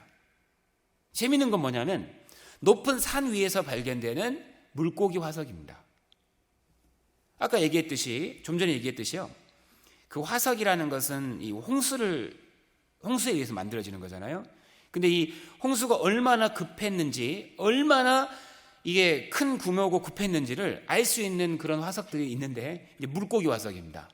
얘는 식사를 못 마치고 화석이 돼버렸어요. 제가 구피를 한번 키워봤거든요. 근데 지금 포기했습니다. 키우기가 너무 어려워가지고. 아이들이 한번 그 구피 한번 키우자 그래가지고 키웠는데 분명히 어제까지 있었는데 없어요. 새끼들이 잡아먹어버렸어요. 새끼들 막 잡아먹습니다. 근데 이제 얘는 먹다가 다 못 먹고 지금 홍수가 난 거예요. 그러니까 홍수가 얼마나 급했는지를 알 수 있죠. 그리고 원래 자연 일반적인 그 환경 속에서 죽은 물고기는요 금방 썩어버립니다. 부패가 금방 되거든요. 하루만 지나도 이게 부패가 돼가지고요 이렇게 그 형체가 많이 사라지는데, 보시면 이게 급격한 홍수였기 때문에 비닐이며 아감이며 모양이요 그대로 지느러미며 이게 그대로 보존이 돼 있어요. 그러니까 이게 완전히 그 지구를 그냥 막 덮어버린 거예요. 전부 다. 그러니까 일반적인 상황에서는 화석이 안 만들어집니다. 근데 이렇게 순식간에 저탕물이 딱 덮어버렸을 때 이게 이제 화석이 되는 거거든요. 이렇게 됩니다. 그리고 재밌는 건 가장 높은 산, 이런 에베레스트, 이런 산에서도 퇴적층이 존재하죠. 지구에 덮인 곳이 없는 거예요, 홍수로. 히말라야 산맥의 정상 부근에는 옐로우 밴드라는 이 화석층이 있습니다. 뭐라고 해야 됩니까? 화석층이요. 그러니까 퇴적층인데 그 안에서 화석이 발견되는 거예요. 홍수의 흔적입니다. 홍수. 전 지구적인 홍수가 아니면 이런 높은 곳에 이런 화석층이 존재할 수가 없잖아요. 이 옐로우 밴드입니다. 이게 여기에서 바다에서만 사는 이런 물고기들, 조개들, 이것이 대량으로 발견됩니다. 어디를 가든요. 이곳이 예전에 홍수로 잠겼던 걸 증거하는 거고요. 이제 우리 미국에도 이 로키 산맥 이런 게 있잖아요. 로키 산맥에도요 셀 수 없는 바다 생물의 화석들이 발견됩니다. 로키 산맥이 바다였나? 이게 로키 산맥에서 발견되는 것들이거든요. 즉 화석, 이것은 대홍수를 증명하고 있는 겁니다. 그리고 안데스 산맥, 여기도 이제 남미의 아주 긴 산맥인데요. 여기도 거의 4,000m 정도 되는 아주 높은 산입니다. 근데 이 높은 산 위에서도 이런 거대 굴화석, 그리고 고래화석, 그리고 이런 바다에서만 사는 그런 조개류, 이런 화석들이 이 높은 산맥에서 발견됩니다. 그리고 성경에 보면요, 창세기 8장 4절에 보면 7월 곧 그달 17일에 방주가 아라랏산에 머물렀다고 되어 있습니다. 하나님께서 그 방주를 머물게 했던 곳의 지명을 기록해 놨는데 이 아라랏산 놀랍게 지금도 존재합니다. 그리고 이곳에 놀랍게 엄청난 크기의 배화석, 즉 노아의 방주의 화석이 지금도 발견이 됩니다. 자, 여기가 이 아라랏산인데요. 아라랏산은 그 높이가 거의 5,160m 정도가 되기 때문에 1년 동안 얼음으로 거의 이제 정상 부근은 덮여 있습니다. 그래서 방주가 그 오랜 시간 동안 썩지 않고 보존될 수 있던 아주 좋은 환경을 갖고 있습니다. 그래서 많은 사람들이 이곳에 가서 방주를 보고 확인을 했는데요. 실제 역사 속에서 정말 많은 사람들이 방주를 직접 확인했습니다. 우리가 한 번쯤은 들어봤을 만한 여행가, 바로 마르코 폴로입니다. 이 마르코 폴로가 그 여행한 기록이 이제 여행한 것을 기록한 책이 이제 동반견문록이라는 게 있어요. 마르코 폴로가 쓴 글인데 그의 이야기 속에 그도 노아의 방주를 보고 온 이야기가 기록이 되어 있고요. 네, 노아의 방주를 본 이야기가 기록이 되어 있고, 그리고 바벨로니아의 역사학자였던 또 기자였던 베로수스라는 사람도 그 노아의 방주를 언급하고 있습니다. 이처럼 역사 속에서 노아의 방주를 본 사람은 셀 수 없이 많습니다. 이 사람은 이제 우주 비행사 제임스 오웬인데, 이 사람도 1989년도에 이곳을 비행하다가 노아의 방주를 보고서 사진을 찍었습니다. 이것이 이제 노아의 방주 사진입니다. 그리고 1916년도에 러시아의 로스코비스키 중이라는 사람도 이쪽 지역을 비행하다가 방주를 목격하고 그것을 러시아 황제였던 니콜라스에게 보고를 합니다. 그래서 니콜라스 황제가 100명의 러시아 군인들을 보내가지고 그거를 탐사하게 했고 많은 자료들을 수집했습니다. 실제 이것이 이제 발표된 겁니다. 그리고 많은 사람이 실제 그 방주를 보고 그렸고요. 가끔씩 이렇게 사진에도 찍힙니다. 많은 사람들이 그 방주를 보고 그것을 이렇게 증거를 이렇게 많은 책들로 발간도 했습니다. 실제로 있기 때문에 이렇게 많은 사람들의 증언이 동일한 겁니다. 그리고 최근에는요, 그 홍콩 탐험대와 그리고 터키 정부, 네덜란드 탐험대, 이런 많은 사람들이 합동해서 몇 년간에 걸쳐서 노아 이 아라랏산을 탐험해서 결국 2010년도에 이 방주 화석을 발견했는데, 놀랍게 이 노아의 방주 크기의 그 어마어마한 배가 실제 지금도 이제 이 얼음 속 그리고 바위 속에 지금도 존재하고 있습니다. 그리고 그 사람들이 방 7개를 들어갔다고 하거든요. 이제 그거 들어가서 영상도 찍고 그리고 거기서 많은 증거물들도 수집해 왔는데, 이 영상 하나 보겠습니다.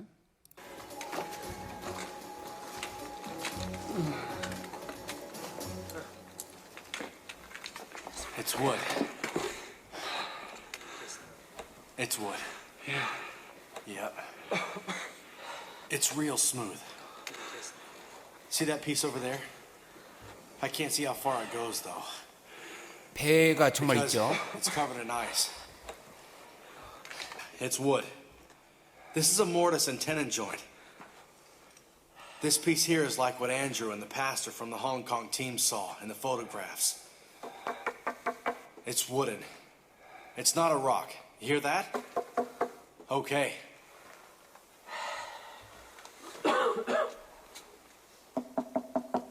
This is hollow. Right here. The structure was buried under ice and volcanic rock, which appeared as though it had gathered there over a long period of time. Look out. The expedition team had to be very careful. If the cave were to suddenly collapse, they would be buried alive in the ice and rocks. And so they watched every step they took. This big rock here may fall and block the entrance at any time. Dangerous because 그리고 구멍이 있어서 이제 들어가는 거거든요. 보시면 여기 구멍이 With 있습니다. limited time and 바위 cramped 속으로. conditions, the team entered the first space.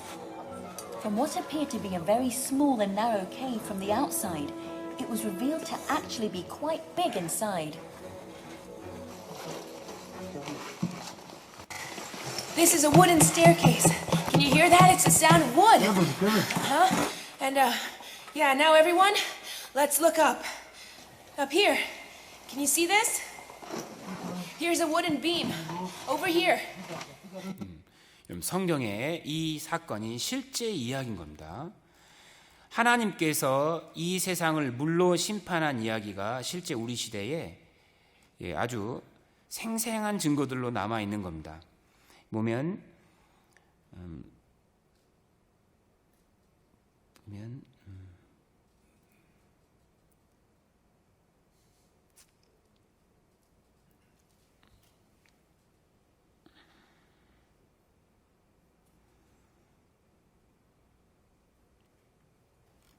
자, 그런데 홍수가 이 사건이 노아 홍수 사건이 우리 시대에게 주는 교훈이 기록이 돼 있어요. 이게 굉장히 중요한데요. 지금 우리가 이제 내일 배우겠지만요. 내일 또 더 자세하게 배울 내용이 있는데 마지막 시대에 살고 있는데 마지막 시대에 하나님께서 이제 죄가 이 세상에 꽉 찰 때 하나님 말씀하신 그 세 가지 죄가 뭐라고 했죠? 많은 죄들이 있지만 그 중에서 결국 하나님 심판할 수밖에 없는 죄가 살인죄, 간음죄, 그리고 우상숭배죄, 하나님보다 더 높이고 하나님보다 더 사랑하는 그런 것들이 많아지는 시대. 우리 시대는 정말 이제 죄가 꽉 차가잖아요. 우리 시대에 정말 그 소중한 목숨을 앗아가는 가장 큰 범죄가 뭐냐면 이 낙태라는 겁니다. 놀랍게 지금은 낙태 건수를 세질 않습니다. 근데 마지막 셀 때쯤에 한 해에 낙태로 죽는 아이들의 숫자가 5천만 건이었습니다. 전 세계 1년에 5천만 건의 낙태가 행해졌습니다. 5천만 건. 어마어마한 살인이 실제 벌어지고 있는 겁니다. 그때 그 아이 낙태 안 했으면 5년 전에 안 했으면 지금 5살이잖아요. 살아있었으면. 살인인 겁니다. 그리고 간음죄. 우리 시대에는 정말 공공연하게 간음죄가 진행이 됩니다. 이제 죄가 막 하고 있잖아요. 잠시 후에 하나님이 마지막 시대에 죄에 대한 심판을 할 때는 이제는 물이 아니고 불이라는 겁니다. 보시면 이로 말미암아 그때 세상은 물의 넘침으로 멸망하였을 때 이제 하늘과 땅은 그 동일한 말씀으로 불사르기 위하여 불입니다. 물로 전 지구를 심판했던 것처럼 이제는 불로 세상을 심판하시겠다는 거예요. 그 불로 심판하실 것의 모형이 바로 성경 창세기 19장에 나오는 소돔과 고모라 사건입니다. 하나님께서 소돔과 고모라는 음란으로 꽉 차가지고요. 도저히 그냥 둘 수가 없으니까 하나님께서 하늘에서 유황과 불을 비같이 쏟아서 다 태워버린 사건인데 마치 그 사건처럼 전 지구를 하나님이 이제 결국 불로 다 태워서 심판하는 일이 있을 거라고 성경에 예언을 했는데 이거 우리 시대에 이게 준비되어 있습니다. 성경에 보면 그 마지막 불심판이 어떻게 진행이 되냐면요. 열국 간의 전쟁이 있을 때 그들의 무기가 있는데 그들이 쓰는 무기가 핵입니다. 핵. 예언이 되어 있습니다. 근데 그 핵이 터지는 순간에 지구 인류의 3분의 1이 1시간 만에 죽고 그 죽는 모습도 스가랴서에 나와 있는데 사람이 서 있을 때 사람이 서 있는 동안에 살과 그리고 눈, 입 모든 살이 서 있을 때 불에 의해서 완전히 싹 태워진다는 거예요. 근데 이제 그 이야기가 나와 있는데 우리 시대에 그것이 준비가 되어 있습니다. 역사를 통해서 우리가 배울 수 있는 교훈은요. 하나님이 살아 계십니다. 그래서 노아 시대 때에 그 죄에 대해서 하나님이 정말로 물로 심판했듯이 마지막 시대에 우리 시대에는 하나님께서 불로 심판하신다는데 우리 시대에 갑자기 발견된 게 이게 핵무기입니다. 핵무기. 이게 1953년도에 네바다 핵실험장에서 실제로 실험했던 모습인데 핵 23킬로톤짜리 핵을 터뜨렸을 때 이게 폭발하는 모습인데요. 성경에 그 마지막 시대 심판이 불과 연기 유황이라고 그랬거든요. 근데 핵이 딱 터지면 이 세 가지가 딱 나와요. 불, 연기, 유황. 사람을 정말 태우는데 지금 우리 지구에 얼마나 많은 핵무기가 있냐면요. 많은 그 핵과학자들이 말하기를 지구를 100번을 태우고도 남을 정도의 핵이 있다는 거예요. 100번. 그러니까 인류를 100번 멸망시킬 정도의 핵무기가 준비가 되어 있다는 겁니다. 보면 히로시마에 터졌던 그 폭탄으로 인해서 핵폭탄으로 인해서 죽었던 사람이 20만 명이에요. 20만 명. 한 번에. 근데 지금 러시아가 가지고 있는 차르 본바, 폭탄의 황제라 불리는 이 폭탄이 터지잖아요. 그러면 몇 명입니까? 10억. 10억이 순식간에 죽을 수가 있어요. 지금 전 지구를 정말로 불로 불태운다는 것이요, 실제 가능한 이야기입니다. 스가랴 14장 12절에 보면 마지막 전쟁 때 이제 하나님의 심판하는 모습이 나오는데 불로 심판합니다. 죄로 인한 심판입니다. 예루살렘을 친 모든 백성에게 여호와께서 내리실 재앙이 이러하니 곧 섰을 때 그 살이 썩으며 그 눈이 구멍 속에서 썩으며 그 혀가 입속에서 썩을 것이요. 여기 보면 서 있을 때에 실제로 핵이 터지지 않습니까? 그럼 사람이 서 있는 동안에 방사능의 인체가 딱 썩어 없어진다는 거예요. 실제로 이 사진이 실제 핵에 피폭된 사진입니다. 실제로 이제 사람이 아마 이게 러시아에서 찍은 사진일 텐데요. 이게 사람이 실제 이제 살인자에게 이제 사형이 이렇게 내려진 겁니다. 근데 이제 핵이 딱 터지니까 순식간에 눈이고 혀고 모든 물기 있는 건 순식간에 딱 타버리는 거예요. 이렇게. 지금 그래서 이걸 가지고 만든 영화의 한 장면이 이 더 데이 애프터의 한 장면이잖아요. 핵이 딱 터지면 순식간에 서 있는 동안에 눈도 혀도 살도 쓱 썩어버립니다. 성경이 그냥 사람의 생각을 적어놓은 게 아니고요, 실제 이 땅에서 있을 일, 사람이 죽음 다음에 영원히 만날 일, 진짜 이야기, 실제 사실을 적어놨기 때문에 이런 거를 미리, 실제니까 이게 옛날에 적힐 수가 있는 겁니다. 하나님께서 스가랴 선지자에게는 마지막 전쟁을 보여준 거예요. 스가랴는 지금부터 2400년 전 사람인데 2400년 전에 2000년 뒤에 있을 일을 하나님이 보여줘서 본 거예요. 그거 적어놓은 겁니다. 요한계시록이 성경 제일 마지막 성경인데 지금부터 약 2000년 전에 적혀 있거든요. 적힌 거거든요. 근데 그 요한계시록의 그 기자인 요한에게 예수님이 마지막 시대 될 일, 장차 이 지구 위에 있을 일을 미리 보여준 거예요. 미리. 그걸 그대로 적은 겁니다. 좀 이따 그 일이 있어요. 그게 이제 성경의 예언입니다. 실제로 핵이 터지면요, 이렇게 사람이 순식간에 썩어버립니다. 실제 우리 시대에 준비가 돼 있잖아요. 지금 인류가 가지고 있는 핵무기는요, 인류를 수십 번 멸망시키고 남을 핵무기가 준비가 돼 있다는 겁니다. 실제입니다. 이 마지막 불심판이 있을 거라는 것을 하나님께서 예표로 실제로 심판한 이야기를 적어 놓음으로써 우리에게 증거하고 있는데, 그 이야기가 바로 소돔과 고모라의 심판입니다. 이것이 이제 마지막 불심판의 모형인데요. 창세기 19장에 보면, 자, 하나님께서 그 소돔과 고모라도 보셨습니다. 근데 이게 지금도 남아 있습니다. 다. 그 소돔과 고모라가 특별히 하나님 앞에 이렇게 심판받을 수밖에 없었던 죄는 바로 이 간음죄, 음란죄, 성적인 죄입니다. 성적으로 너무 타락한 거예요. 그래서 진짜 차마 입으로 담을 수 없는 그런 일들이 매일매일 벌어지고 있었습니다. 근데 그걸 통제하지도 못하고 그것이 지속되니까 하나님께서 결국 심판하셨는데, 창세기 19장 24절 제가 읽어보겠습니다. 여호와께서, 하나님은 보고 계시다는 겁니다. 그리고 때가 되면 악을 끝까지 고집하고 악을 끝까지 안 버리면 결국 이제 심판하시는데, 여호와께서 하늘 곧 여호와께로서 유황과 불을 비같이 소돔과 고모라에 내리사 그 성들과 온 들과 성에 거하는 모든 백성과 땅에 난 것을 다 엎어 멸하셨더라. 하나님께서 직접 불과 유황을 빛처럼 소돔에 내리신 거예요. 하나님이 직접. 하나님 계시니까 진짜 심판하시는 분이라니까요.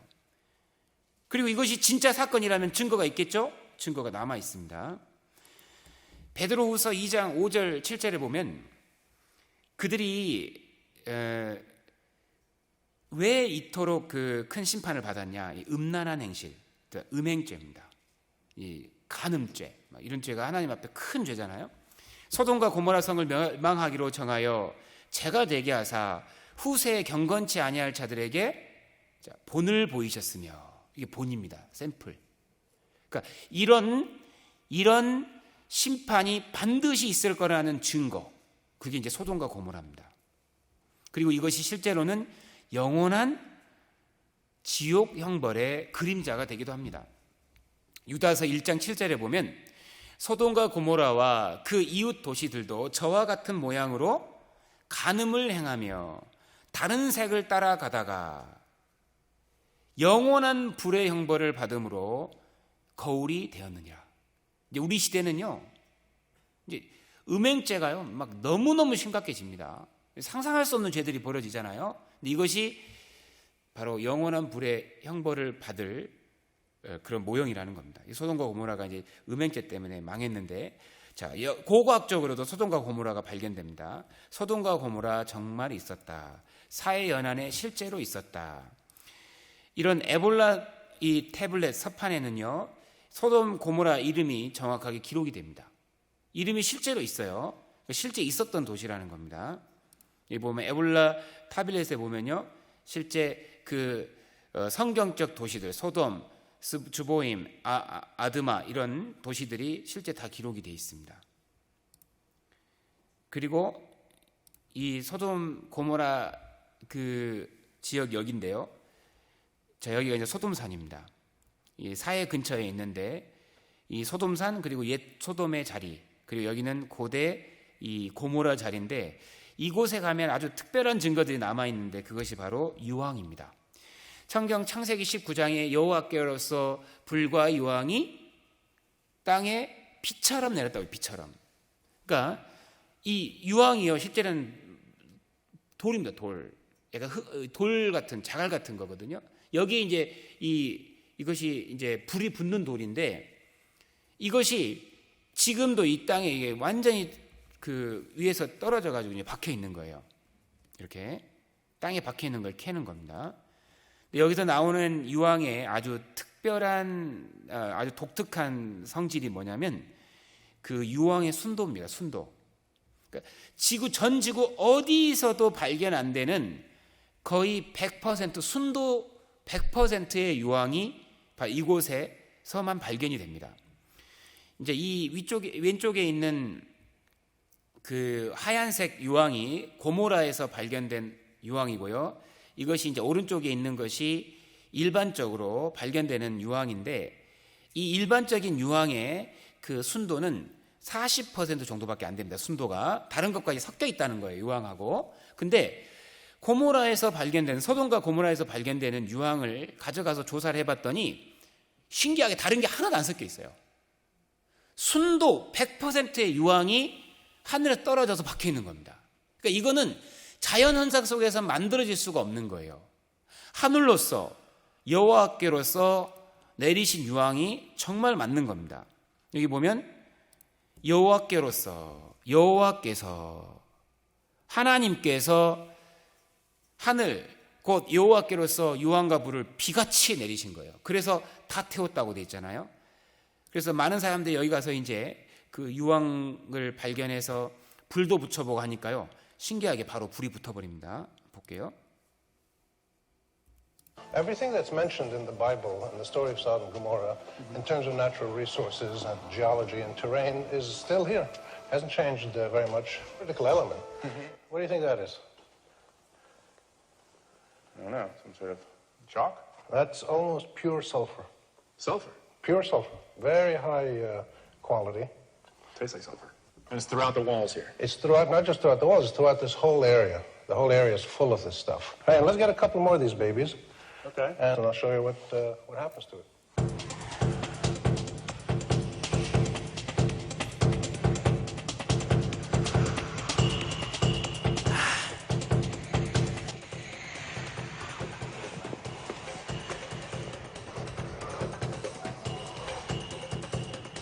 Did pretty well.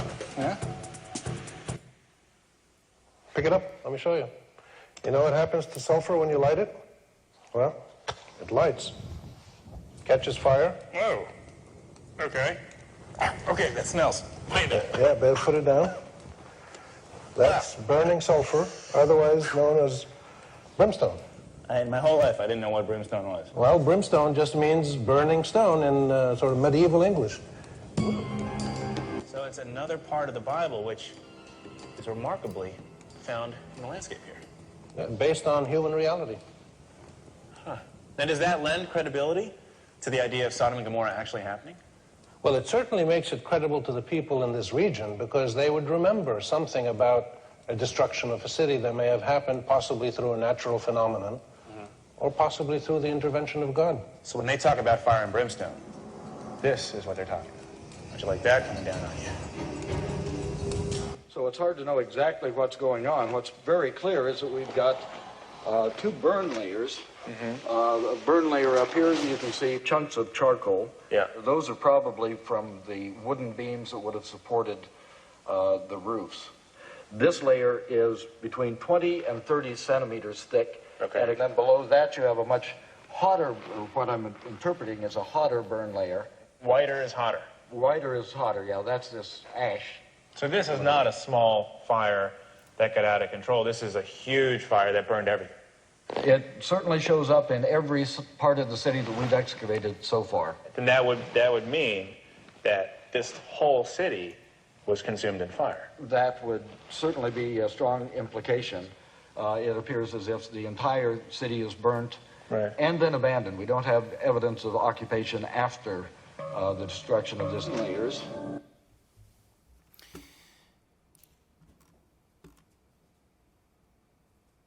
여기 베드로후서 2장 6절에 보면요. 6절에 보면 소돔과 고모라 성을 멸망하기로 정하여 뭐라 했습니까? 재가 되게 하사 그랬죠.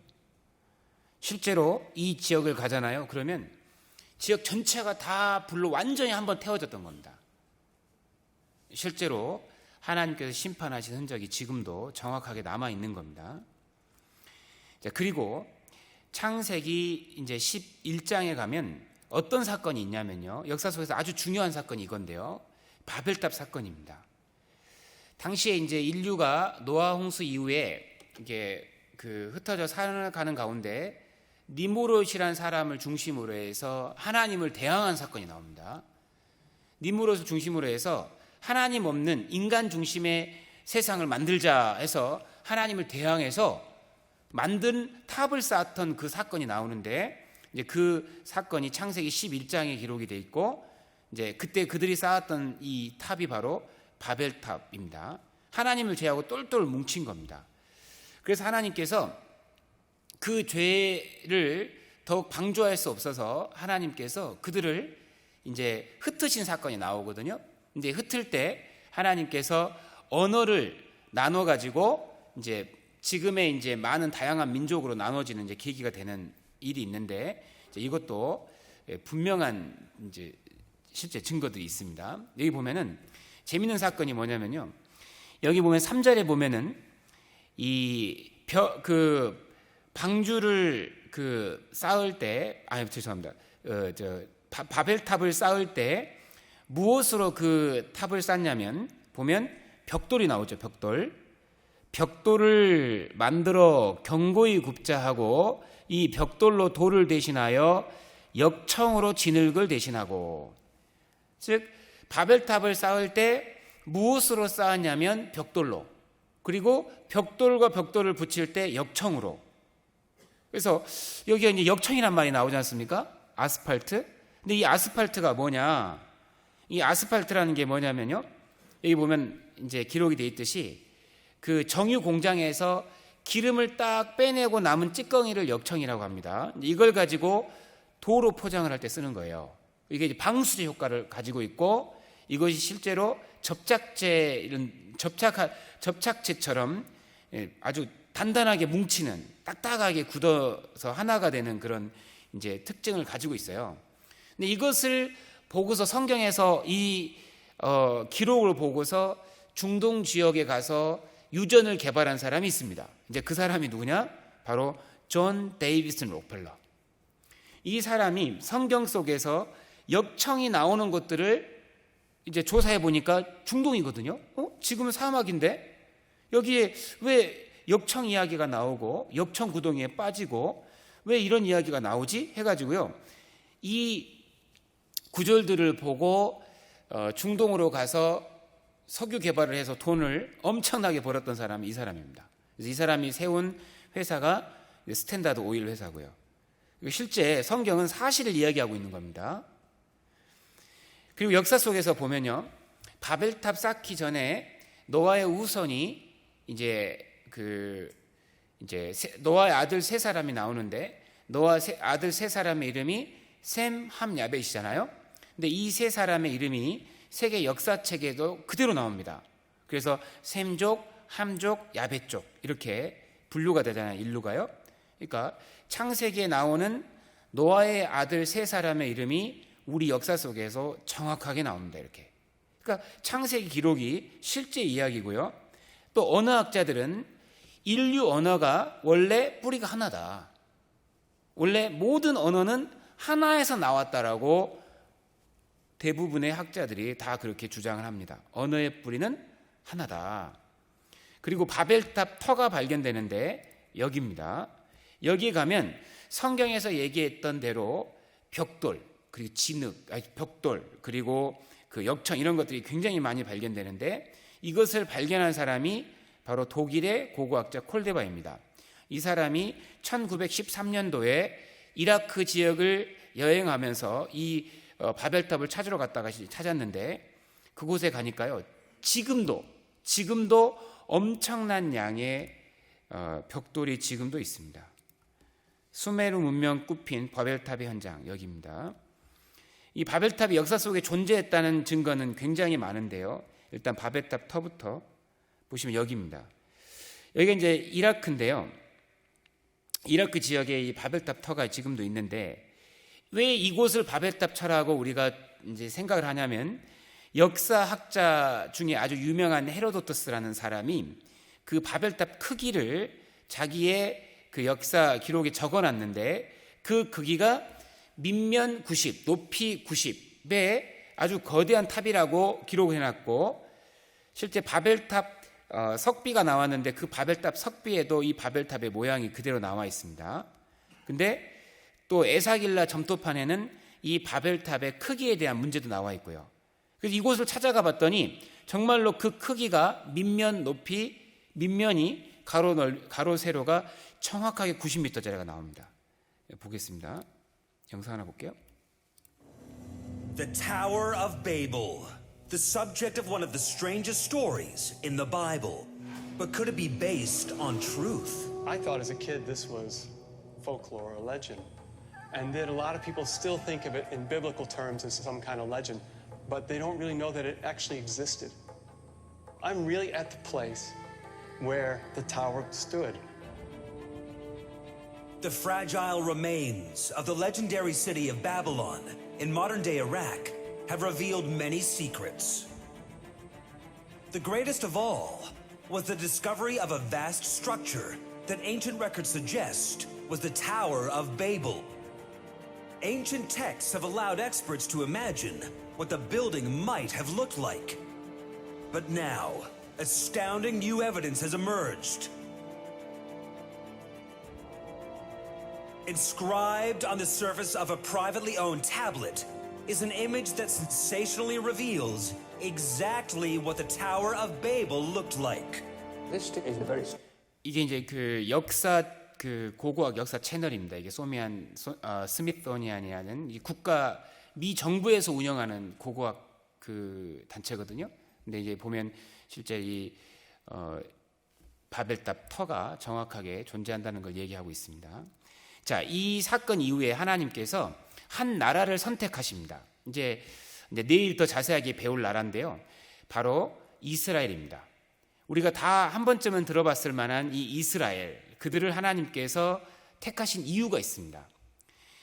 당시에 이제 바벨탑 사건 이후에 전 세계가 흩어지는 가운데 참 하나님을 다 잊어버리게 됩니다. 그리고 흩어진 사람들이 이제 피조물이기 때문에 하나님을 찾는 본성은 있어서 하나님을 섬기고자 하는데 하나님을 잊어버렸기 때문에 전 세계가 우상 숭배에 빠지게 됩니다. 그래서 하나님께서 그들에게 여호와 하나님을 증거할 한 민족을 만드셨는데 바로 그 민족이 바로 이스라엘입니다. 하나님께서 아브라함이라는 사람을 갈대 우르라는 곳에서 불러내서 그를 통해서 이제 한 민족을 만드는데 그 민족이 이스라엘 민족입니다. 창세기 12장에는 이제 여호와께서, 자 여기도 하나님께서죠. 하나님께서 하나님을 증거하기 위해서 한 민족을 만드십니다. 그 민족을 만드시기 위해서 부르신 사람이 바로 아브라함입니다.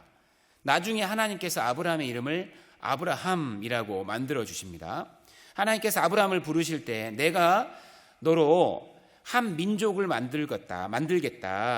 너에게 땅을 주고 너에게 복을 주겠다 하면서 하나님께서 세 가지 약속을 하지 않습니까? 내가 너에게 땅을 주겠다. 한 땅. 지금의 팔레스타인, 가나안 땅입니다. 그리고 내가 너로 민족을 만들 것이다. 그 민족이 지금의 이스라엘입니다. 그리고 너에게 복을 주어 내 이름을 창대케 할 것이다. 하나님께서 그 아브라함에게 이제 복을 주는데 실제 이제 그 복을 왜 하나님이 주시느냐? 모든 사람에게 주실 실제는 복입니다, 이게. 그래서 3절에 보면 너를 축복하는 자에게는 내가 복을 내리고 너를 저주하는 자에게는 내가 저주하리니. 자, 보십시오. 땅의 모든 족속이, 이 땅에 있는 모든 족속이 너를 인하여 복을 얻을 것이니라. 바로 예수 그리스도, 바로 예수님을 이 땅에 보내주시고 모든 사람을 구원할 계획을 세우신 겁니다. 그래서 지금부터 이제 창세기 12장부터는요 이스라엘 중심의 이야기입니다. 그래서 이스라엘 중심의 세계 역사가 이 세상 끝날 때까지 기록이 돼 있는데, 그러니까 이스라엘하고 연결된 나라들의 이름은 계속 성경에 나오게 되는 거예요. 그래서 나중에 보면은 바벨론이라는 나라가 나오죠, 그리스라는 나라가 나오죠, 로마라는 나라가 나오죠, 이집트라는 나라가 나오죠. 왜 그런 나라가 나오냐면 이스라엘과 연결되니까요. 나중에 마지막 전쟁을 할 때에 이스라엘과 전쟁을 할 나라 대표 나라가 러시아거든요. 성경에 러시아도 나와 있습니다. 너무나 신기한 건 뭐냐면요, 성경에 러시아라는 나라가 기록될 당시에 러시아는 이 세상에 없었습니다. 성경에 러시아가 이스라엘을 쳐들어올 거라고 에스겔 38장에 이야기할 때 그때가 지금부터 2600년 전이거든요. 근데 러시아는 언제 생겼냐? 지금부터 1300년 전에 생겼습니다. 그러니까 AD 8세기에서 9세기경에 러시아라는 국가가 처음 등장하는데 성경은 2600년 전에 러시아가 나중에 생겨서 이스라엘하고 전쟁한다, 마지막 전쟁을, 이렇게 얘기하고 있는 거예요. 그러니까 창세기 12장부터는요 이스라엘 중심의 세계 역사가 이제 진행이 되는데 왜 하나님께서 이스라엘을 선택하셨는가, 이것만 살펴보고 마치겠습니다. 자, 하나님이 선택한 민족, 그들이 바로 이스라엘입니다. 왜 선택하셨는가? 전 세계에 하나님의 존재를 생생하게 보여주시려고 이스라엘을 선택하셨는데요. 그 나라가 지금도 이 지구상에 존재하죠. 바로 중동입니다. 중동에 지금도 자리 잡고 살아가고 있는 이 나라가 바로 여호와께서 하나님을 증거하기 위해서 선택한 민족입니다. 왜 선택하셨느냐? 첫 번째, 성경을 기록하기 위해서입니다. 그래서 로마서 3장 2절에 너희를 택하신 목적이 바로 하나님의 말씀을 적는 것, 그것을 또 이 세상에 전해주는 것, 그것을 위해 선택했다고 했고요.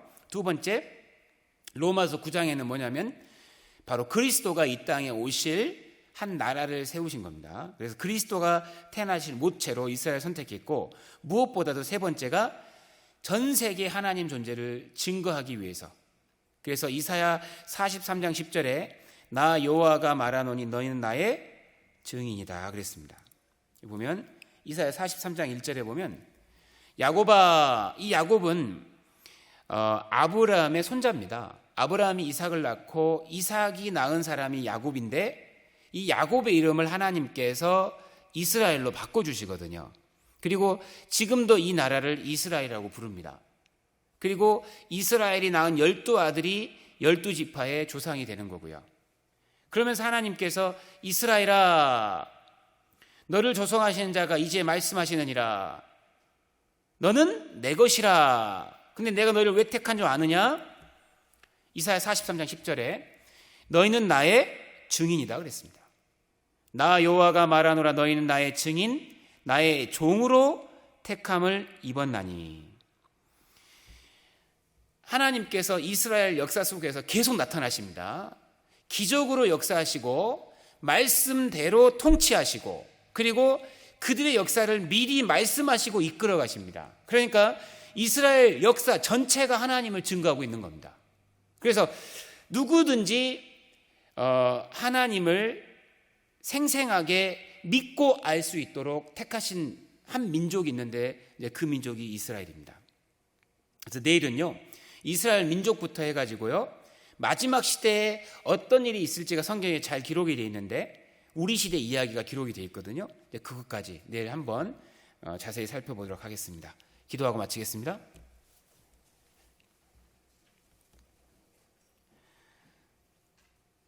하나님 감사합니다.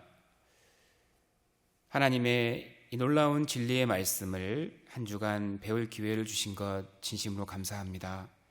참여하신 모든 분들, 이 진리의 말씀을 통해서 인간의 가지고 있는 모든 문제가 잘 해결될 수 있도록 끝까지 도와주시고, 한 분도 빠짐없이 인생의 참된 소망을 얻을 수 있도록 도와주시옵소서. 가는 발걸음도 지켜주시고, 또 내일 한자리에 모여서 하나님 말씀 경청할 수 있도록 도와주시옵소서. 우리를 사랑하시는 예수님의 이름으로 기도하였습니다. 아멘.